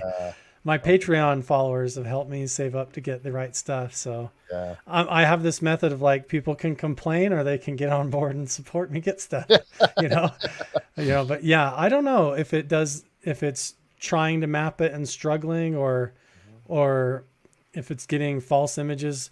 Like, this is why I want to get my own device, because I'm still of the mindset, like, let's go back and see if we can stand outside a window and create it, or stand and make a shadow, make it think there's a figure here, and debunk it. And if we can't, and it keeps occurring, then we're onto something, because I don't know why it's thinking there's someone there when there's not. Because when you watch the video, as nerve-wracking as it is, I'll walk right up there and try to wave my arm through it, or I try to go right in the room and see what's in there, and or try to see what I feel or whatever. And so I'm not sure why it does that, but I would like to find out too. That's a good question. Yeah. And once you have the equipment, then you can do more, like you said, do more further testing on it and understand exactly what it's doing and why better, at least, than before. Christy said, Dr. Travis, this wasn't really a question, but Dr. Travis said he dreamed he was visited by a Native American shaman. He has an injury where he dreamed the shaman touched his cheek. So yeah, that was pretty, so there you go with more shaman stuff around that area. Yeah, even the guys on Skinwalker Ranch. And talk about that if you don't mind. Here's one more question. Sorry. Robot asked, do you think the Utah Monolith, a mysterious metal pillar discovered in Utah, has connection to Skinwalker Ranch? I'm not familiar with that. Oh, there's that weird thing that happened where suddenly they saw this strange chrome pillar like in the middle of the desert that just appeared in southern Utah, or like over by Moab. And they couldn't figure out. And what was weird was when you went back on Google Earth, it had been there since like 2018 or something. Like, how long in the middle of nowhere had this weird like chrome pillar just standing in the middle of nowhere out there? And so I think the Diesel Bros and a few other YouTubers, they like hurried and went out there. And when they got there, what they found was just what looked like an art installation, like somebody had made something out of plywood and stainless steel or some aluminum or something and wrapped it. But you don't know if there was really something there, and then people went back and they took it and swapped it out with a decoy or what. There's always conspiracies around that stuff. But yeah, I that was like right when before I was going through my divorce, and I was like dying. I was like, let's go to the Monolith. Let's be the first ones to see it, And my ex just was not having it. She didn't want to go, but oh man, I wish I would have now. Yeah. Yep. I think Shannon, if you're still here, I think she was asking, you talking about when you hauled them out. I think, or not you hauled them out, but they hauled them out. I think she was talking about the bones and the artifacts. Yes, that's what she was talking about. Yeah. Do you know anything about when that might have happened? That would have been right at the beginning edges of the MX missile program. So that would have been the MX missile program was the reality of Reagan's Star Wars program. So that would have been the end of the 1980s, probably. Yep. Okay. Right around that. Wow. And Bigelow and Jacques Vallée, when he was writing in his journal, that was like 1993. Oh, okay. Something like that. Yeah. So it would have probably been the late 80s. Yeah, right 90s. Around that time. I don't know if I asked this one earlier. This is when you were talking about the petroglyphs and getting any readings. Were you getting any readings from around those things on your electronics at all? I've gotten readings at the place where I've had the meditation experiences. Oh, yeah. I've had my REM pod go off there and had readings there. There's one other location that is actually a Native American youth initiation site. Oh, wow. Where they would have their teenagers go and basically stay there for a few days alone and basically look at the stars and get spiritually initiated. There's a lot of petroglyphs there that give off strong signals. Wow. And you have to wonder, man, like I could see some kids sitting in the crack of the rocks here to get out of the wind, and wow, like there's some energy coming out of here. Yeah. Like, and that whole mountain is one giant compressed crystal. Like the whole bottom of it looks like just it's made of like white quartz and gypsum. Really? And it could go who knows how deep. There's actually a mine like 2 miles away, a gypsum mine, where the whole earth is just a thick crystal. So that's a conductor. Wow. Oh yeah, the amount of energy coming out of there, and it totally gives off energy where the carvings are in some of those spots. Let's see. This was back a little while ago, and this was there was a megaflora. megaflora or megafauna in the ice ages. So why not mega humans? Right? Oh, talking about giants. Yeah. Yeah. And you've done, and that's something that James Keenan and you were kind of talking about, the looking for evidence of the giants, and we talked about that earlier, and the fact that it was in the Bible. So Yep. I think they were here, even though people, and you see the bones. We talked about this earlier also, that somebody will discover them, and next thing you know, the bones are gone, and now nobody knows where they're at. Why would you want to? Why is somebody so hell bent on hiding that information? That's a tough one.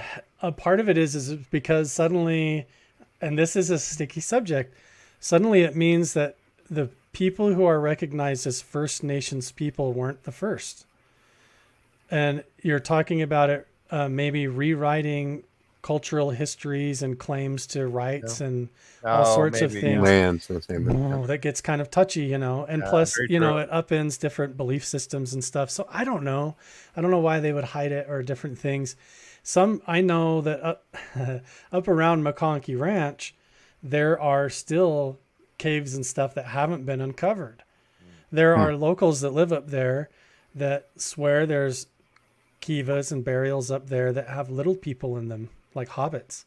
And the reason they don't come out with it is because they don't want their property basically seized by agencies and research groups and having them come and kick them off their land and give them some crappy deal or whatever and pressure. And that's going to happen or could happen. They just want to go out and and raise corn or whatever. They don't want to deal with all that, and so they would rather just have it be like a little family thing they know about and respect it, and good for them, honestly.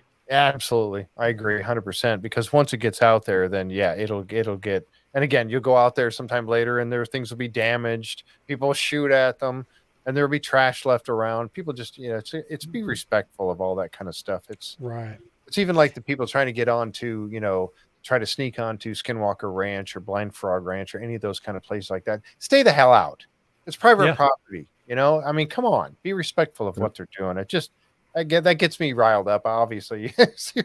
But it's just like, if you're invited on the property, like you have been, Carl, great, go out there and do all they will let you do.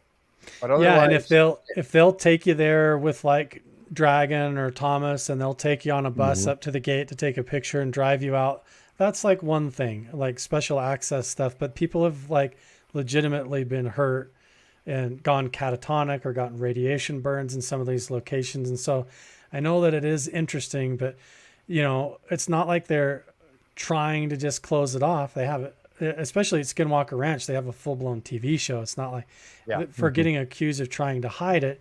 A lot of that again goes back to that weird Bigelow era when where all those files are sealed, and you have to say, why? Is it because they weren't really doing research and they were doing other stuff, or is it because of something else, But I still have all those questions too. But respect the places if you're going to go get into this, for sure. You get a lot further if you have the right integrity going into it. Yeah, I think so. I think you're exactly right. And before we wrap things up, folks, if you have any last minute questions, we're going to wrap things up here. Please throw them out there now. John, if you have any other questions you wanted to ask. Just one last one. Yeah, please You go right ahead.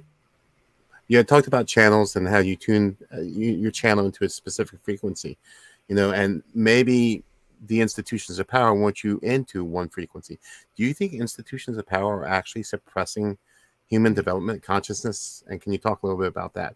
I'm talking about, governments, maybe religious institutions and so forth. Yeah, I'm a huge believer of that. I really think that there are organizations that, for the longest time, when you understand some of the stuff, that they actively were using it in order to shape societies in a particular way and design culture or belief systems in such a way to basically put people in a psychological matrix of belief, or a way of seeing reality and perceiving things with a set of mental blinders on, so to speak, to where you are tuned into a particular default mode. And that goes down to the very details of the language that you're taught when you're born, and the whole construct all the way up to where our own parents teach it to our own children's and so on. And so that really is kind of the Matrix from the movie The Matrix, is this Wow. kind of mental lock-in default mode that you're in. And so when you start to explore that and think alternatively, like try to walk through Walmart and not read a label and not read a price tag and tune out to just all the advertising and the marketing and the imaging, and just walk through like a monk and see how difficult it is in the world today. And you realize how far gone we are from this different default mode of the ancient past, you know, when they were living out there with none of that. And maybe the earth was even in a different place, or the energy or the poles of the earth were shifted differently to where all that was even more potent. And so not only do you have things drifting or weaker today, but maybe even being suppressed or oppressed by systems in society today that are meant to put you in a box, not only at school, but at your job, and then also just within your own self that you can't ever get free of. And once you start poking at the edges of that, that's when you start to have these strange experiences where you get a glimpse through beyond your normal range of vision or beyond your senses, to where suddenly at night you're having these sleep paralysis moments or out of body travel experiences or astral projection things. And you start to see how far we've gone off in society today and how much of a box you're in, and how far we could transcend that if we really tried. Yeah. Absolutely. Yeah. I think that, you know, we have, and we've been conditioned to tune out all those things. I think the human mind and the human psyche was so open back even 100, 200 years ago to what nature was doing and what the environment was doing and all of that. And we're dumbed down now. We truly are. Our senses are closed off, our everything. And when you can start to work on reopening those up, and that's when you, like you just said, that's when you start to have those experiences. And you said they're strange to you. And yes, they're strange to you because you're not familiar with that. 200 years ago, 500 years ago, 1,000 years ago, it wasn't strange to them because they were more in tune with what was going on, I think. Anyway. Well, and Jeff, you know, and John, to your, right here. Yeah, to your point too, part of it that's validating as well is when you look into the CIA files, when you explore what they were doing at the Stanford Research Institute with remote viewing, and at the Gateway Method at the Monroe Institute and all that, they were weaponizing it towards spying on Russia and our adversaries. And they were finding weapon systems and missing persons and coming back with all kinds of information. And in those files and systems, a lot of which are not accessible anymore, I'm friends with people that have some of Bob Monroe's original Gateway tapes and stuff that aren't even available to the public anymore. And there are levels that go beyond level 20, beyond level 30, that go up, that specifically were designed by Bob Monroe and the Stanford group with conjunction and funding from the CIA to basically take notes from Nikola Tesla and use sound waves, harmony, frequencies, Faraday cages, and head devices, and then using meditation techniques to literally try to contact aliens, extraterrestrials, and open portals to other dimensions. And it starts to sound exactly like Stranger Things, Montauk Project, all that stuff. You know, it's all part of it. They were really doing all that stuff. Wow.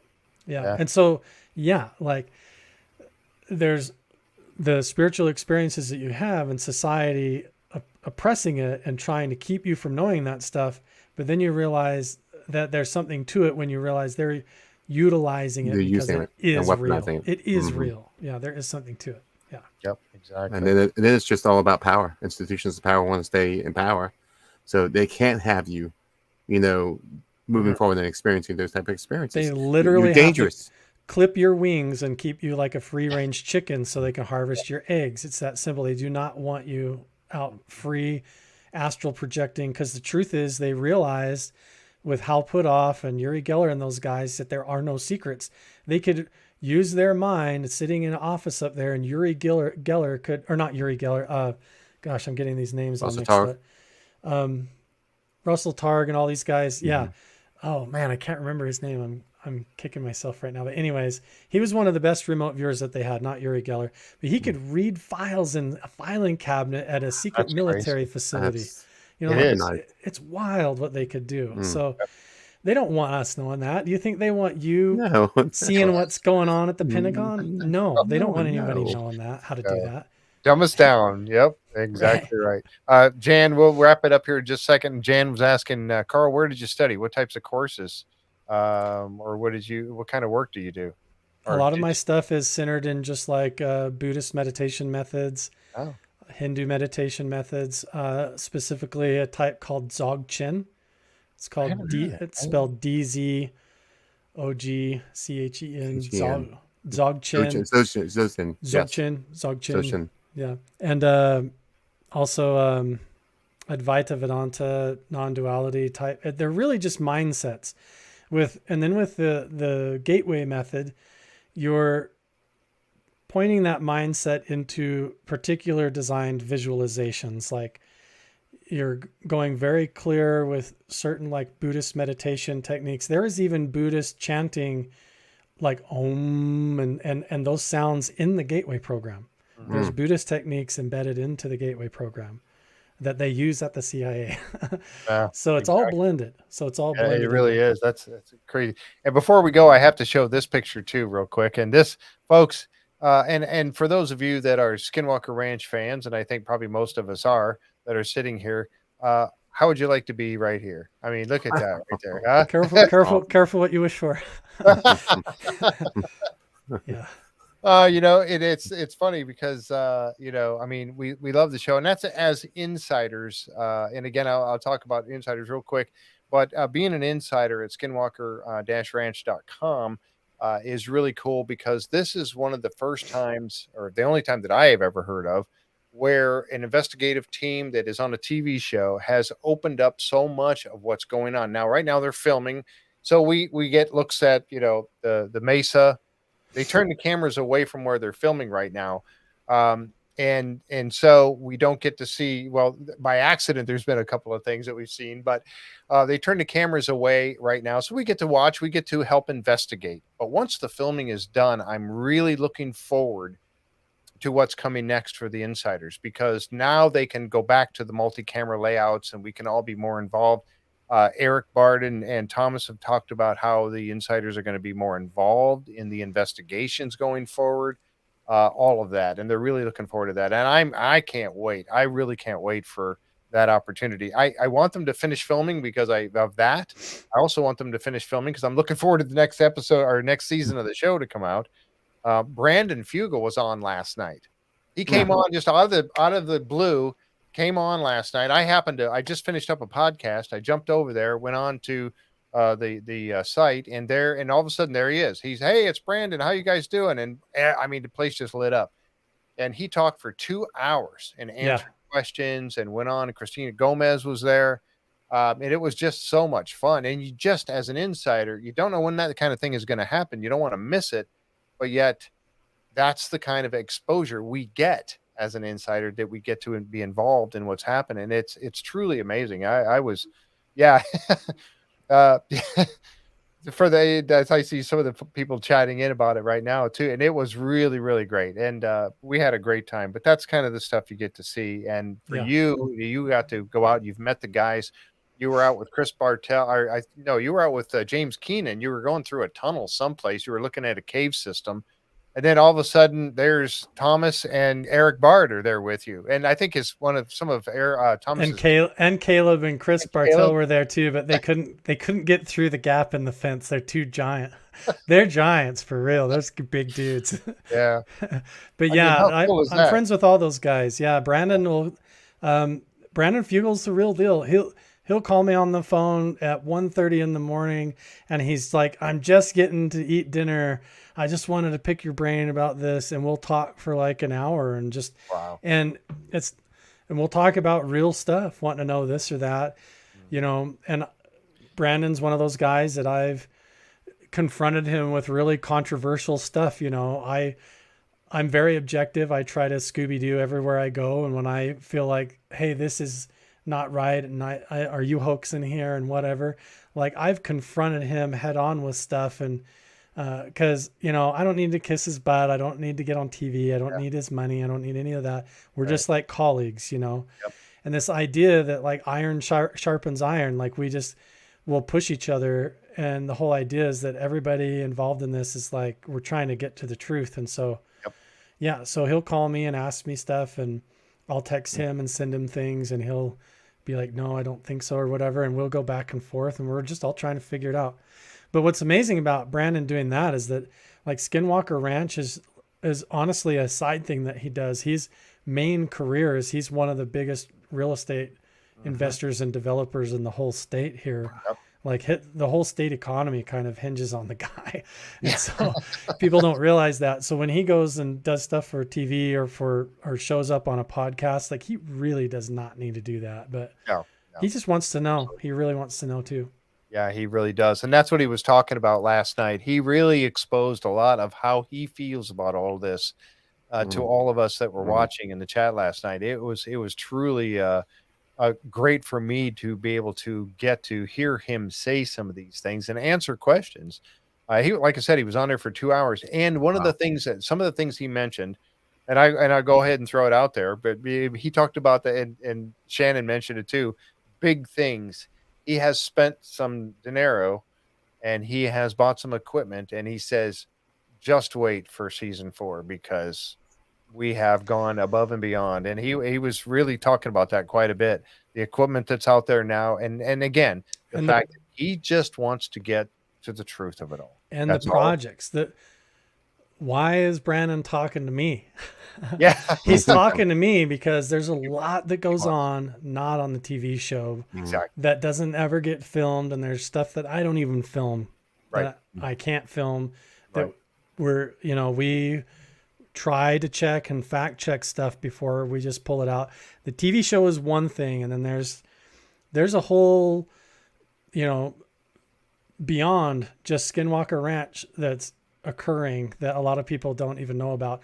The Insiders group is amazing. There's a lot of stuff coming because the phenomena centralized at Skinwalker Ranch as a hub is connected to something much bigger and broader that we've touched on today, that includes Mount Wilson and a lot of other places that are part of this, that are part of the bigger picture and the whole story of disclosure, if that makes sense. Yeah. And there is a careful unraveling process that has to occur in order for it to make sense. Yep.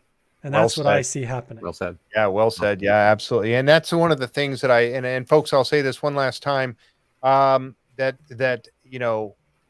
this is why I love having people like Carl come on the show, because I didn't know anything about Mount Wilson Ranch. I didn't know anything about it until I watched your podcast and saw your videos and was exposed to that. I had no idea. And this is why I love bringing you guys. And I want to share that with anybody that watches my show, because that's just what we need to do, is get the word out, and expand on it. So check out Carl the Crusher, check out his YouTube channel, and check out his Facebook page, The Crusher Crew. And you'll get to see all the neat things that he's done, and you'll get to watch the things that he's going to be doing in the future.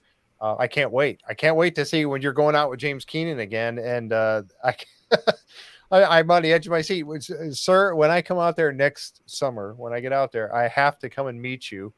And when I go out with the fifth wheel, and I stay for a while. I mean, I'll stay for a month. I don't care. I'll park your butt right on the shaman seat, and we'll see what happens. Nice. Yes. But I will go into that medicine. Hopefully I don't get sick. I'll have to bring some. Yeah. So, but I would love to experience that. Well, thank you so much, Carl. Man, it has been awesome having you on the show today. I knew it would be, and I knew all the fans and everybody watching would just love it too. So thank you so very much, sir, for coming on. It was my pleasure. Thanks so much, John and Jeff, and everyone in the chat as well. Great questions and conversation. Had a great time. Thank you. Yeah, that's exactly why I do this. And I tell you, when you do get more research, please, let's stay in touch, you and I would love to have you come back on and show us more. Because this has been an absolutely wonderful evening. Thank you again so much, folks. Thank you for being here tonight. Really appreciate you all coming by and watching with us, and your chat, your comments, and everything have been fantastic. Don't forget that we have James Keenan coming up again. That is on, and Shannon DeSalvo is going to be co-hosting with me for James Keenan. That's on the 19th at 7:30 Eastern time. That'll be the next show for the BOW, for Beyond Our World. John, my co-host, thank you so much, sir, for being here tonight. Folks, we'll catch you next time right here on Beyond Our World. Catch you later. Good night.